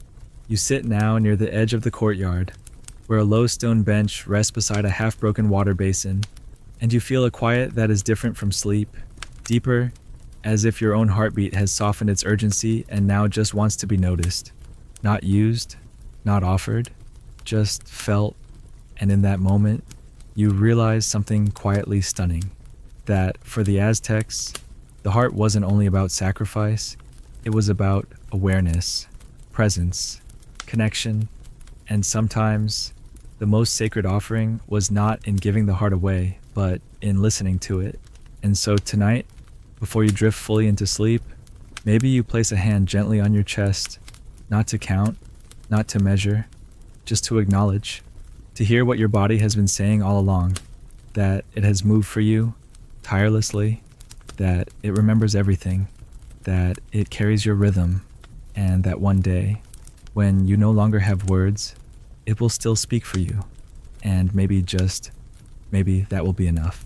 You return now to the heart of the temple district, its staircases looming once more like frozen waves of stone, and the quiet that once wrapped these places like a shawl feels deeper now, almost dense. You move with more intention, as if your footsteps should disturb less, as if the air itself is waiting, and this time, you're drawn not upward, but toward one of the lesser-known corners of the complex, a circular platform bordered by serpent heads, its edges scorched, its surface etched in spirals. This was a preparation ground, where before the blade ever touched skin, the body was transformed through ritual, because to the Aztecs, the act of sacrifice began not with death, but with purification. Before your heart could be accepted, you had to become something else, something sacred. The transformation wasn't symbolic, it was total. And so the final days, sometimes even weeks, of a chosen individual's life were shaped not by fear, but by metamorphosis. You enter this circular space and feel a slight vibration through the soles of your feet. It's imagined, of course, but the design of the ground was intentional. When drums were played around it, the vibrations would travel upward into the body. Priests believed these rhythms helped align the inner motion of the sacrifice's heart with the tempo of the cosmos. The sacrifice would fast, bathe daily, and take part in dances that were less performance than attunement. their body painted anew each day. They were stripped of their old name and given a divine one, sometimes the name of the god they were about to embody. They were no longer simply themselves. They were an incarnation, a vessel. The heart to be offered was no longer personal. It was archetypal. It stood for something larger. You begin to see how thorough this preparation was. The food the chosen ate was carefully measured not just in amount, but in symbolism. Each meal might reflect an element maize for the earth, pulque for the sky, chilies for fire. Their dreams were interpreted by priests, their thoughts questioned, not for moral judgment, but to ensure clarity. The heart had to be in harmony. If the person was agitated or conflicted, the offering could be corrupted. It's strange, isn't it? The idea that emotion could shape the quality of blood, but that's what they believed. That even in death, intention mattered. The gods didn't just receive the organ, they received the music inside it. You pause before a low platform decorated with jaguar skins now worn to shadow, and learn that here, some sacrifices underwent a final rite the night before the offering. They were allowed to speak, not to plead, not to confess, but to affirm what they believed, what they gave, a kind of closing ritual to declare their readiness. These affirmations were sung, often to flutes, and were believed to resonate into the stone, making the offering site more powerful. Some lines survive, translated later by monks or passed orally into villages. My breath is yours now, sky. Or strike when the drum stops, I will not flinch. They weren't prayers, they were promises. It's here that you feel the full weight of Aztec sacrifice shift again from act to art. This wasn't merely death, it was choreography. Everything precise, everything resonant. The steps taken to the altar had to be even. The chants had to match the wind. The obsidian blade was sharpened just so not for cruelty, but for purity. The quicker the incision, the more cleanly the heart could be lifted without damage. A jagged edge could tear, could offend. The gods noticed detail. They listened not only to what was done, but how.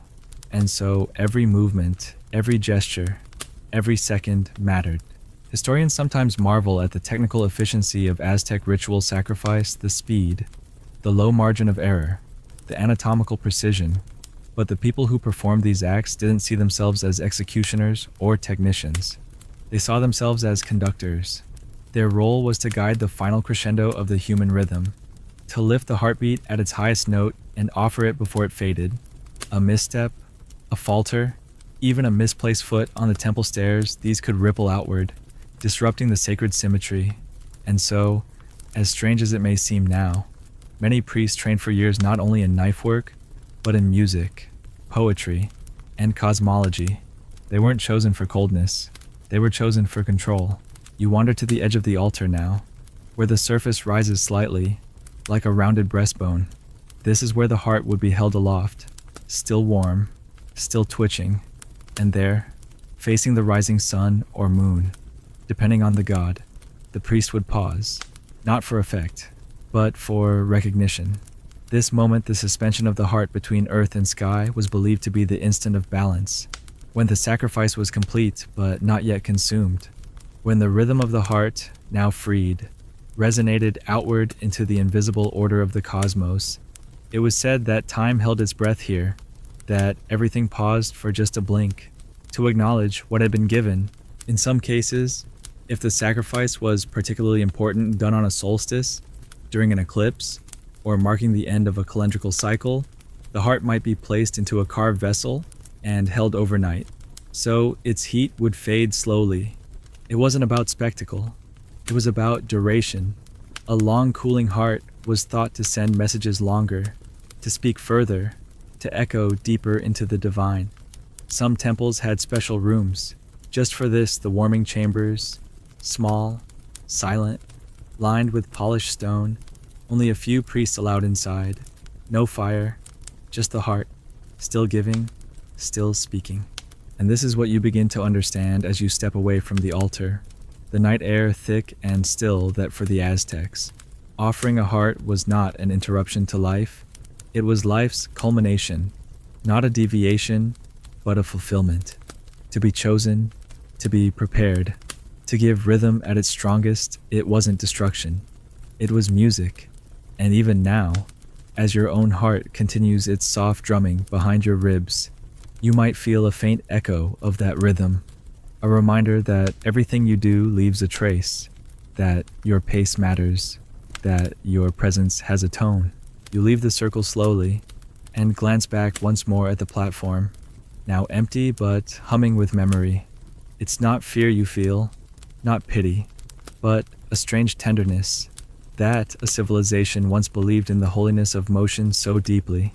It shaped every gesture around it, that they gave the best of themselves not when asked, not when punished, but when they felt their fire had reached its fullest burn, and then they offered it with open hands. And maybe, just maybe, that's not so foreign after all. You do the same, in your own quiet ways. You offer your focus, your attention, your care. You build things, you release them.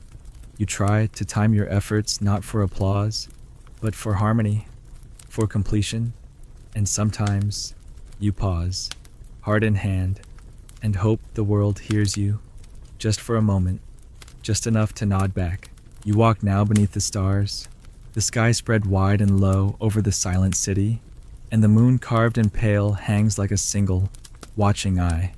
The air has grown cooler, and your footsteps echo slightly now, as if the ground itself remembers the beat. You follow the curve of a stone walkway that leads toward the sacred ball court, an arena not of sport in the modern sense, but of ritual, myth, and metaphor. Here, the game was played not just for entertainment, but for cosmology, for narrative, for balance, and most hauntingly for the possibility of offering the winning team's hearts. That's the part most people stumble over, that the prize for victory was not a trophy, but transcendence. And as strange as it sounds, the Aztecs saw it not as a punishment, but as a privilege. Because in this game, the goal wasn't survival, it was ascension. The court is long and sunken, flanked by stone walls that once rang with the thud of rubber balls and the cries of players mid-stride. You stand on the edge, imagining them now, bare-chested, adorned with feathers and leather, sweat catching moonlight, bodies taut with purpose. They didn't see themselves as athletes. They were warriors acting out the primordial drama, the battle between day and night, life and death, sun and shadow. The ball, symbolic of the sun, had to be kept in motion, always. It could never be still, because stillness was defeat. Stillness was death, and yet, in a twist that modern minds struggle with, death itself was the reward. The mythological roots of the game run deep. In the sacred stories, the twin hero brothers of the underworld defeat the lords of death through skill, trickery, and sacrifice, proving that even in darkness, motion could triumph. The ball game, played in their memory, became more than sport. It became rehearsal. Every match echoed that myth, and every player stepped into the role of cosmic actor. To win meant to embody the hero. To lose meant perhaps another kind of offering, but always, it was the winning team's captain whose heart might be chosen. Why? Because he was aligned, in rhythm, and that rhythm had to be lifted skyward before it faded. Historians argue whether the practice of sacrificing winners was widespread or isolated, whether it was voluntary or ceremonial myth, but even in ambiguity, the idea persisted, and that idea, the notion that victory was not escape, but culmination, shaped how the game was played. It wasn't about dominance, it was about harmony. You had to move as one, to pass, to pivot, to strike in unison. The best teams weren't the strongest, but the most coherent. Their hearts beat in time. Their breath moved together, and when one player soared, when a perfect arc sent the ball through the stone ring high on the wall, it wasn't just a score, it was a sign. The gods had noticed. You move now to the base of the court, standing where players once launched themselves in full dive, bare elbows cracking against stone, chasing that bouncing orb like it carried the world's fate, and in a way, it did, because that ball, made of rubber tapped from sacred trees, was said to contain the sun's energy. It had to move. It had to strike walls, rebound, twist, and fly just like time, just like the heart. It couldn't stop. If it stopped, the game ended. And if the game ended, so did the balance. The whole world, in miniature, played out again and again under open sky. When the match ended, the outcome mattered. The winners might be lifted onto shoulders, garlanded with flowers, praised, but sometimes quietly. They were also watched, not with envy, but with reverence, because their rhythm had been pure, their bodies tuned, and the gods, it was said, paid attention to such alignment. It wasn't uncommon for priests to approach a winning player days later, gently, respectfully, not to summon, but to ask, "Are you ready?" And some said yes, not all, but enough, because for some, the peak of existence was not to grow old and fade, but to end in motion, to end at the moment when your heartbeat had never been truer. You step up onto the narrow terrace where spectators once stood. It's quiet now, but if you listen closely, you can almost hear it, the rhythm of footfalls, the heavy breath, the barked chants of encouragement, the pulse of the crowd mimicking the pulse of the players. Everyone participating, everyone invested. It wasn't sport for the sake of leisure. It was communion. The outcome touched everyone. If the heart of a player was taken after victory, the whole city felt it, not as loss, but as offering. The post-game rituals were private, not public spectacle. The chosen were bathed, fed, and sung to. Their families received honors, their names added to the temple murals. Some accounts even suggest that during the final moments, the player held the ball against his chest, over his heart, so the gods would feel the rhythm through it. Then the blade came not as violence, but as punctuation, a final note struck perfectly in tune. You walk the court's length one more time, this time slower, your hand trailing along the ridged wall. There's a carving partially eroded of a man holding a heart in one hand and a ball in the other. Above him, a spiral sun. It's not a warning. It's not a threat. It's an instruction. Keep the rhythm. Offer the fire while it still burns. You begin to see the heart and the game as the same thing. Not separate symbols, but expressions of the same truth that life is motion. That value lies not in duration, but in alignment. And maybe, just maybe, that idea lingers in you too. In the games you play, the competitions you enter, the moments when your pulse quickens, not in fear, but in focus, when you feel in it, tuned.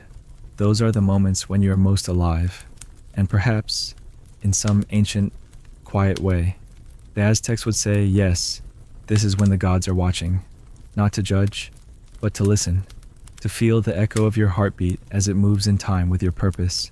The stars overhead throb gently now, each one a dot of light, steady in its position, yet burning with untold motion, and beneath them, you feel your own chest rise, fall, rise again.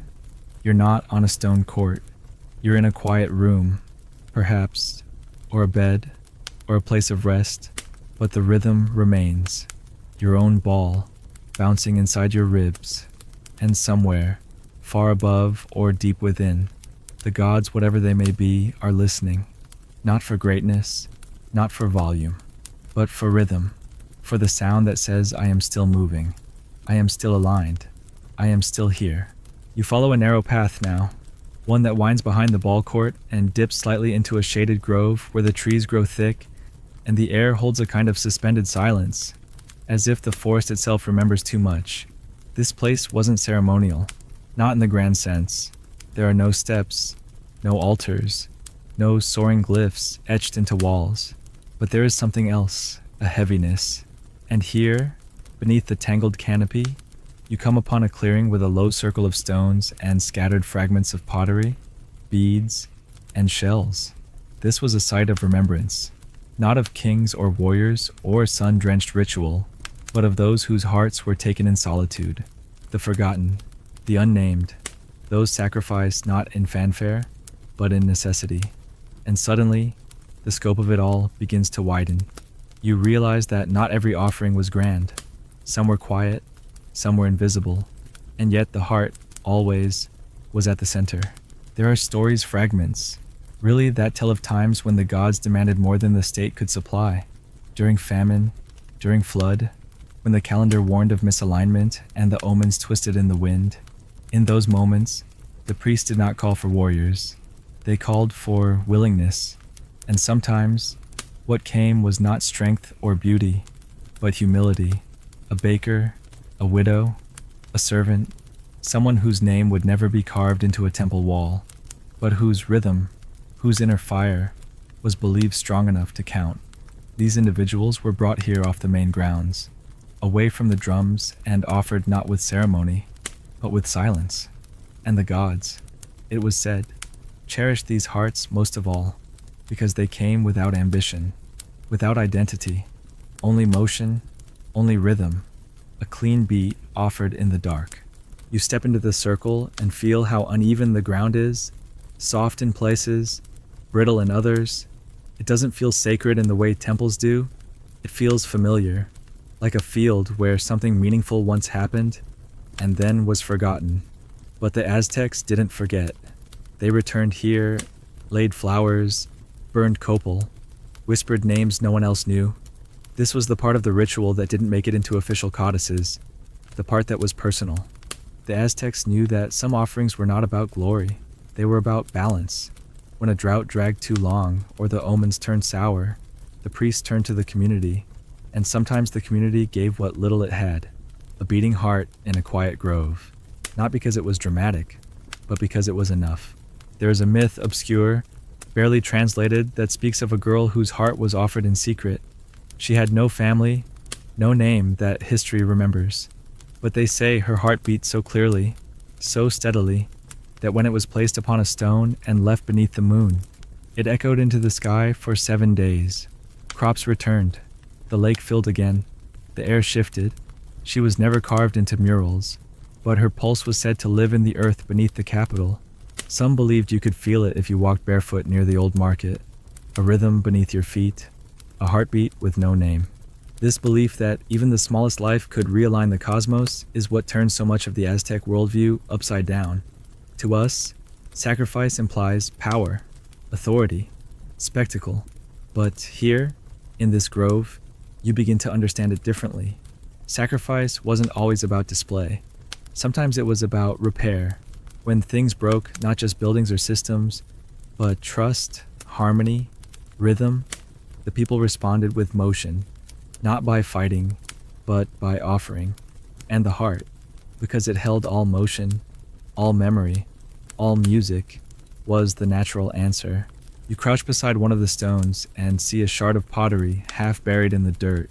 It's curved, glazed faintly in red, possibly part of a bowl once used to carry food to an offering, or maybe used to collect tears. The Aztecs didn't discard objects after rituals. They believed each item retained a shadow of what it had witnessed. So bowls, cloths, even sandals used during these quiet offerings were often left nearby, gently covered with soil or ash. A way of saying this, too, gave something. You wonder how many lives small, uncelebrated were given here. Not because they had to, but because someone asked. And because saying yes meant believing you mattered. And that's the unsettling grace of this place, that it was made not for the extraordinary, but for the willing, for those who believe their rhythm, even if quiet, could help the world turn. There's no monument, no record, but you begin to feel that maybe in a civilization so attuned to balance, the smallest offerings were the most stabilizing, like a weight placed on the right part of a wheel, a heartbeat that kept everything from spinning apart. There's a term in Nahuatl, tlazot lalisli, often translated as compassion or love, but more literally means the act of cherishing. And you realize, standing here, that this was a place for cherishing, not in the way we do now, with celebration and stories, but with silence, with repetition, with presence. The people who came here didn't announce it. They walked softly. They carried bundles. They returned home quietly. And the gods, it was believed, responded with the same tone. Rain that came without thunder, crops that grew without fanfare, a breeze that arrived at just the right time. This was reciprocity in its most subtle form, an exchange too small to record, but not too small to feel. As you turn to leave, you glance once more at the circle of stones. The moonlight slides across them like water, and for a second, you think you hear something, not a voice, not music, but a rhythm, faint, steady, like a drum buried beneath the roots, like a heartbeat long given, still echoing, and you feel your own pulse answer it, not loudly, not ceremonially, just in time, just in tune. And in that moment, you carry forward the memory not of a name, not of a myth, but of a rhythm once given quietly, and still heard by the world.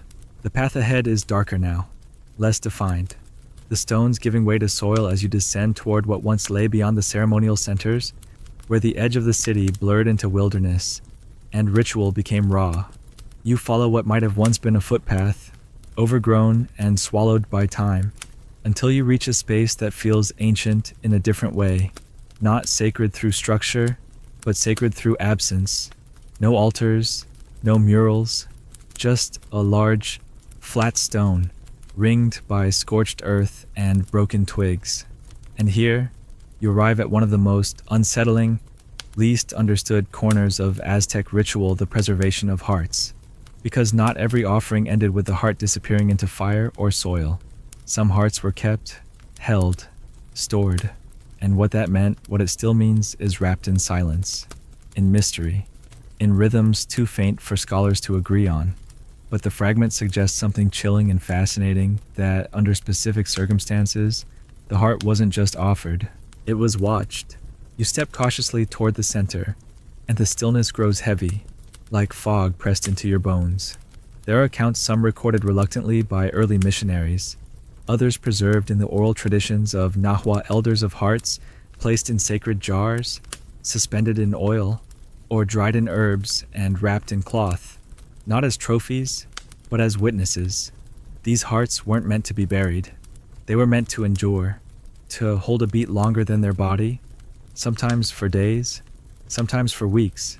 In certain high ceremonies, they were said to be brought out at dawn, held up toward the sun, and spoken to as if they still heard. The belief wasn't metaphorical, it was physiological. The Aztecs believed that the heat of the sun could reawaken the tonali within the preserved heart, that, even without a chest to cradle it, the heart might remember how to beat, not visibly, not with muscle, but with intention. The practice wasn't widespread. It was reserved for extraordinary moments when an omen had been defied, when a prophecy was broken, or when a person's final act had aligned so perfectly with cosmic rhythm that their heart was deemed too full to discard. These were often warriors who had fought with unmatched precision, or priests whose final chants were said to make birds fall silent. Occasionally, a young child's heart, if they had wept in perfect synchrony with a rain ritual, was kept for a single moon cycle. During this time, the preserved heart was treated not as an object, but as a presence. It was housed in a small shrine, and no one turned their back to it. People whispered near it. Some say even the wind stilled when it was carried past. You walk the perimeter slowly, imagining the weight of such a heart in your hands, still warm when first placed, pulsing faintly beneath cloth. A priest would sit beside it through the night, speaking softly, not in command, but in conversation. The idea was not to preserve the organ, but the message, to give the heart a final chance to speak into the cosmos, uninterrupted by death. One priest's log, later translated under duress, described the heart of a rain sacrifice child as glowing in the dark hut, like a fire not made of flame. It is unclear whether this was poetic description or literal belief, but the line persisted, and you realize here in this moonlit hollow that for the Aztecs, the distinction between metaphor and reality didn't matter. If a thing was felt, it was true. There's another ritual, more obscure still, called the listening vigil. In it, a preserved heart was placed atop a reed mat, and a circle of chosen elders would sit silently around it through the night. No chants, no music, just breath, just waiting. It was believed that, if the heart was pure enough, it would release a sound not with vibration, but with meaning. A phrase, a symbol, a direction. The priesthood called this the heart's last light, and while no record survives of what was heard, the ceremony was never performed lightly. The heart had to be perfect. Its sacrifice had to be accepted without tremble. The body had to have climbed the temple steps without faltering, Only then could the silence around the preserved heart be trusted to receive whatever it might emit. You pause by a fallen stone, perhaps once part of a small shrine wall, and sit. The ground is damp, cool, and you think of those who kept watch not to pray, but to listen, not to mourn, but to witness. The act of keeping the heart wasn't one of attachment. It wasn't about prolonging life. It was about delaying silence, letting the rhythm taper off gently, rather than ending it with finality. The Aztecs did not believe in abrupt endings. Everything was transition, and the preserved heart was the softest form of that transition, a heartbeat echoing into time like the dying ring of a bell. Modern scholars, predictably, struggle with these stories. Some dismiss them as mistranslations, others as Spanish exaggerations. But what matters more than academic consensus is cultural consistency, because the Aztecs, in all their rituals, art, and poetry, return again and again to one idea that the heart is never truly still. Even after death, it remains in motion, if not physically, then cosmically, that its final beats don't end. They spread, they inform, and that, under rare circumstances, they might even teach. There's a passage in the Codex Borgia that shows a god holding a heart in one hand and a scroll in the other. The implication is clear. The heart writes, it records, and its testimony, if preserved, can guide. Some of the most sacred decisions in late-stage Tenochtitlan, like choosing war captains or shifting calendar festivals, were said to have been influenced not by stars, but by preserved hearts, consulted not like oracles, but like compasses. They pointed toward balance, toward correction. They remembered what humans forgot. You rise again and feel a strange tightness in your own chest, not pain, but awareness, as if your heart, steady and modern and entirely unsacrificed, still recognizes something in the story, a rhythm, a calling, and you wonder if someone preserved your heart. What would it still try to say? Would it beat with regret, with gratitude, with unfinished songs? Would it sing to the sun? Would it whisper into dreams? The Aztecs would say yes, it would, because a heart never truly belongs to the person it beats inside.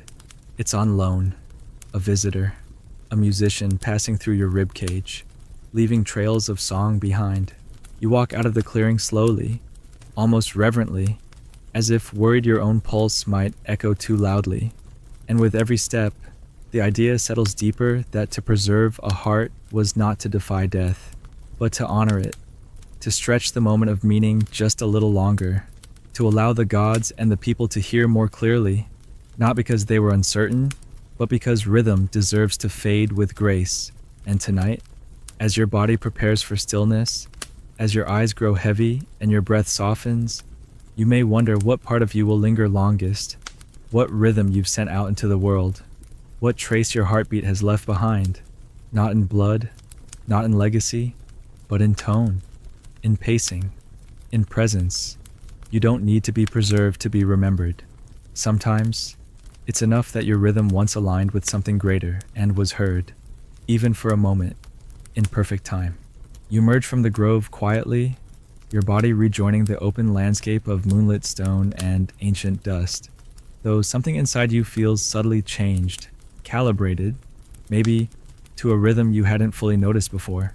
The city around you, once echoing with chants and heartbeat drums, is still now, but in the stillness, the heart's presence only sharpens.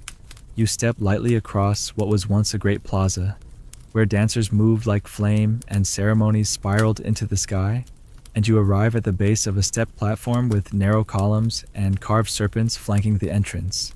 But this isn't a temple for war, or rain, or sacrifice in the usual sense. This is the House of Dreams Tlacopan, as it was once whispered, a sacred school of sleep, vision, and prophecy. And here, you uncover the final, quiet revelation. The Aztecs believed the heart did not only offer motion to the gods in blood, but also in dreams. For even when still, it wandered. Inside the chamber, the air smells of cold ash and faint resin. The walls curve slightly inward, guiding sound toward the center. This was intentional. Here, chosen individuals, priests, elders, And sometimes even those near death would enter prolonged ritual sleep to receive guidance from beyond.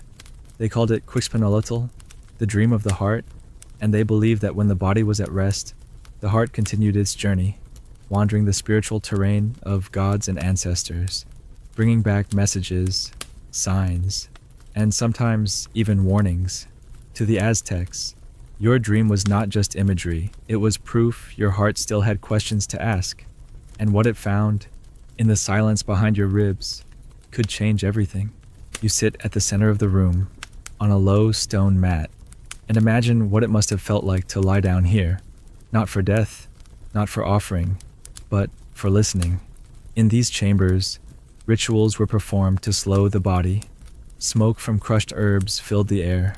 A light paste of poppy and cacao might be applied to the temples not to erase awareness, but to deepen it.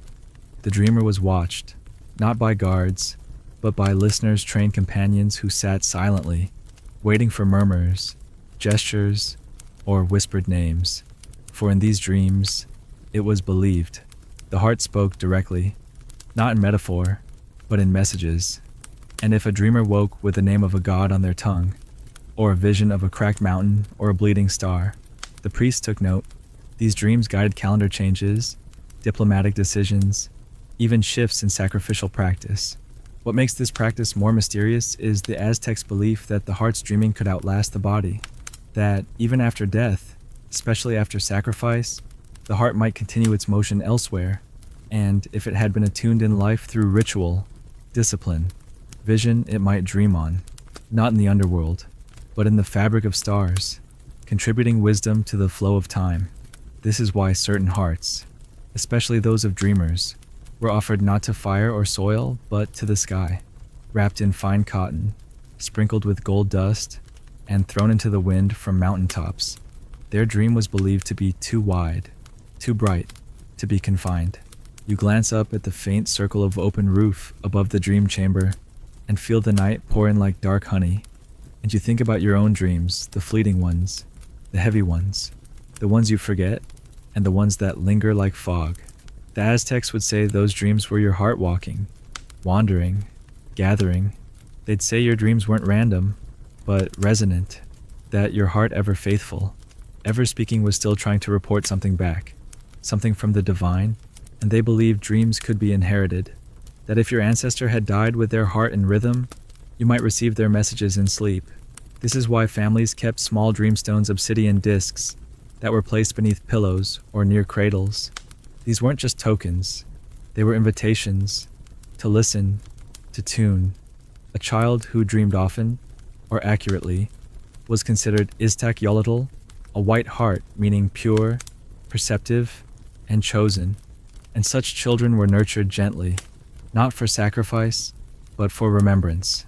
They were the ones who recalled what others forgot, not in waking life, but in the echoing dark. You leave the chamber slowly, the sound of your breath louder now, the pulse in your neck a presence rather than a background. You begin to understand the deeper truth that, for the Aztecs, the heart wasn't just a muscle or a symbol. It was a traveler, a recorder, a messenger. And when you dreamed, it was continuing its work, carrying you into spaces your body could never reach. The offerings weren't only made in temples, they were made in sleep, in the hush between breaths, in the silence just before waking. Sacrifice, then, wasn't limited to blade and altar. Sometimes, the offering was your attention, your willingness to dream honestly. And so, when someone died, especially someone whose dreams had shaped lives, the morning rituals were different. The heart might not be removed. Instead, it was honored with songs called Tonalpohualli, each verse corresponding to a sacred day. These songs weren't meant to summon the dead. They were meant to accompany the heart on its final journey, to give it music as it walked between worlds. The belief was that rhythm helped the heart find its next resting place or its next question. A wandering heart with no rhythm was lost, but a heart sent off with song that was a compass. You sit again now beneath the open sky, and for the first time, you're not thinking about death, not thinking about sacrifice or rituals or ceremonies. You're thinking about what your own heart might be seeking in your sleep, what it remembers that you've forgotten, what it might be trying to offer not to gods but to you. And perhaps that's the softest teaching of the Aztec way, that your heart is not just something to guard or follow or protect, but something to receive, that it holds not just your life, but the voice of something older, quieter, truer. You let your eyes close, and the wind brushes your skin, and your breath slows, and you imagine your heart stepping forward not out of your body, but into your awareness. You don't need to understand its language. You just need to feel its pacing, its patience, the way it never demands your attention, but always offers its rhythm, like a story waiting to be listened to.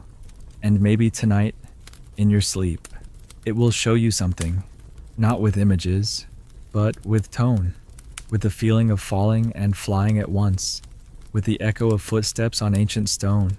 Because whether you walk through temple ruins or lie still beneath your ceiling fan, your heart is still doing its quiet work.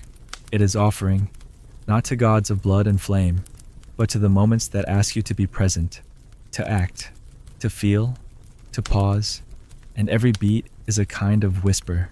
Remember this, return here, stay in rhythm, and when you do, when your life begins to match your pulse, you become, in a quiet way, like the dreamers, a wanderer with a message, a heart with something left to give.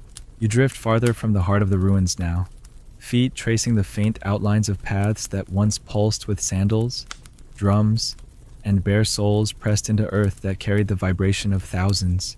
The city behind you recedes into silence, but its rhythm lingers. It hums in the soles of your feet. You pass between two toppled columns, one carved with what might once have been a jaguar, the other with a heart crowned in fire. The stone now so weathered it seems to blur between symbol and silence. This was a path used only on specific days, transitional days, days of eclipse, solstice, mourning. And here, you arrive at one final layer of the Aztec understanding of the heart, not the heart given by the strong, or the willing, or the anointed, but the forbidden heart. The heart that was not allowed to be sacrificed, because sometimes silence was chosen. Sometimes, the gods were not asked to listen. You come upon a small walled courtyard, square in shape, its only decoration a series of diagonal lines etched into the ground zigzags, uneven, broken. This was a place of withholding, a sanctuary not for offering, but for restraint. The Aztecs, despite everything you've seen, did not always sacrifice. Some hearts, it was believed, were too inward, too unstable, or too sacred in a different sense, and those individuals were kept apart, not punished, but protected from the blade, and from the gods, because to offer a heart that was too chaotic, or too luminous, could throw the cosmic rhythm out of alignment, could confuse the gods, or worse, could cause them to speak in riddles. This idea is harder to grasp, that there were people born whose hearts could not be touched. They were not elite, not sick, not exiled. They were simply excluded, not from ritual, but from the final step. They were allowed to serve, to prepare, to sing, but never to ascend the steps, never to be chosen. In Nahuatl, they were called Tlatlacayotl, meaning those whose flesh remains. The name carries no shame.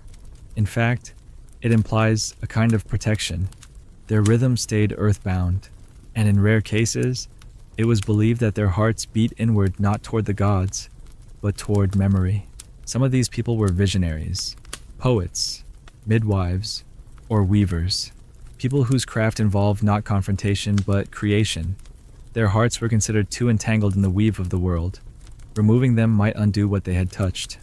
Their art, their insights, their healing, these things had already been offered in small doses over years. Their hearts, then, were already given. To take them again would be theft. These individuals lived under a different kind of spiritual contract.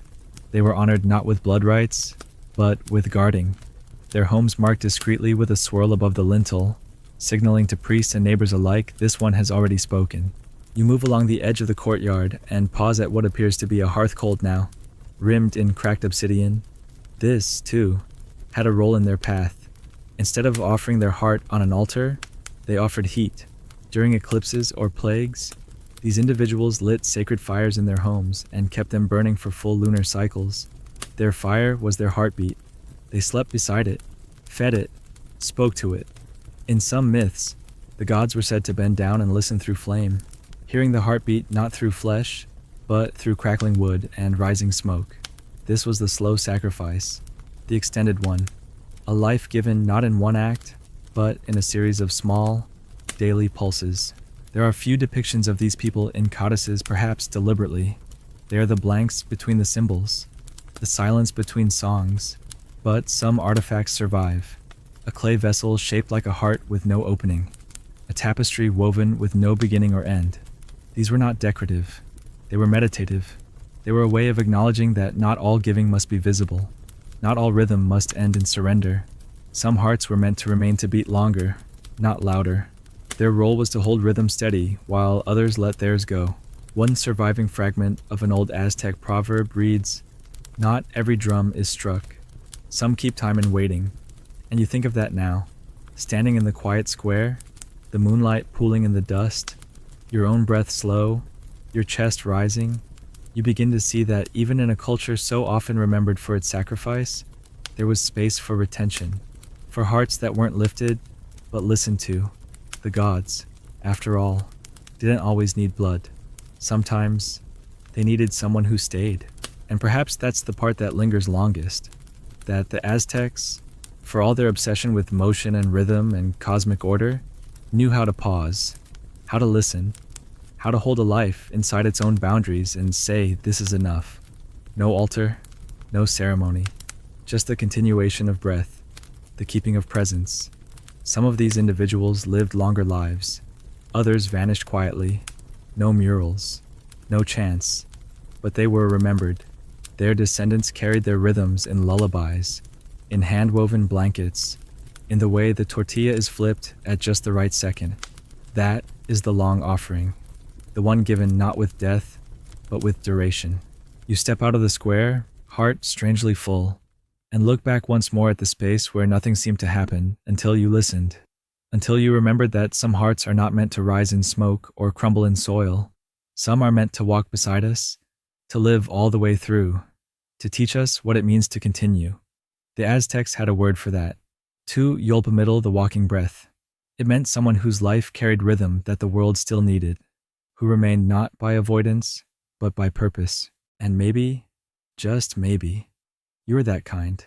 Not the heart on the altar, not the drum struck in ceremony, but the one that beats through long mornings, quiet decisions, meals shared, and questions asked. The one that doesn't need an audience to be heard. The one that knows it's already part of the rhythm without ever being lifted into the sky. You move slowly now, not because the path is difficult, but because there's nothing more to chase. The city, the chambers, the altars, they've given you everything they can. The stones no longer whisper, because they've already said enough.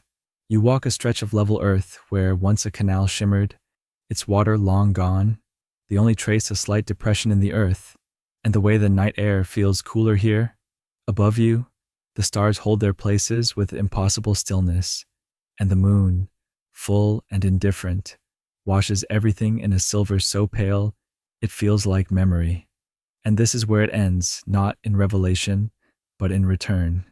Because for all the rituals, the flames, the offerings, and the blood, the truth the Aztecs carried was quieter than we imagine. Beneath all the sacrifice was a single, enduring motion. The heart beats, it gives, and then it stills. But even in stillness, it remains part of the rhythm. Nothing escapes it, not the gods, not the wind, not you. You step into the final space, a circular garden once ringed with obsidian markers, now overtaken by time. In the center, a low basin carved with a glyph for center Nahui Olin, the four-motion sun, symbol of balance, sacrifice, and endless becoming. This was where hearts that had been offered were remembered, where people came not to give, but to reflect. You sit at its edge, the stone warm from the day's last breath, and let your eyes rest on the open sky. For centuries, the Aztecs believed this place marked the heart of the world, not metaphorically, but physically. They saw themselves as living at the axis of existence, the center from which motion extended outward in every direction, and at that center, the human heart was both symbol and substance. Because what else mirrors the sun more perfectly than something that burns without flame? Here, in this closing moment, you realize the great contradiction that, to the Aztecs, giving the heart was not about ending life, but about extending it, about joining the cycle. The pulse didn't vanish, it was passed along, and in doing so, it became something more than personal. It became cosmological. A man's death fed the sun, a child's tears called the rain, a woman's steady breath over years sustained the quiet harmony of her home. Everyone gave, some quickly, some slowly, some only in presence, but no one was left untouched. The heart was not a singular possession, it was a shared fire, carried in thousands of chests, all beating, all giving, all returning. Even now, as your body lies still in this soft moment between night and sleep, your own heart continues that pattern. It doesn't ask permission, it doesn't wait for ceremony, it simply continues.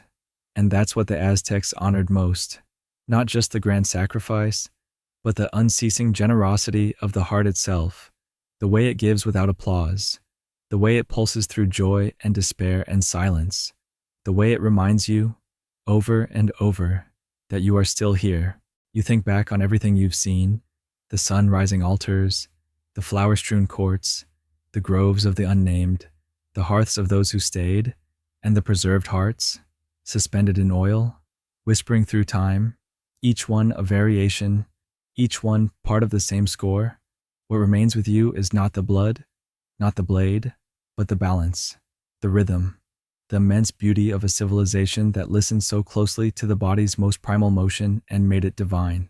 Historians may debate the details, anthropologists may categorize the rituals, but none of them can hear your heartbeat. Only you can do that. And maybe that was the point all along, that the Aztecs weren't asking us to agree. They were asking us to remember that what pulses in you is older than language, older than empire, older than even the gods themselves.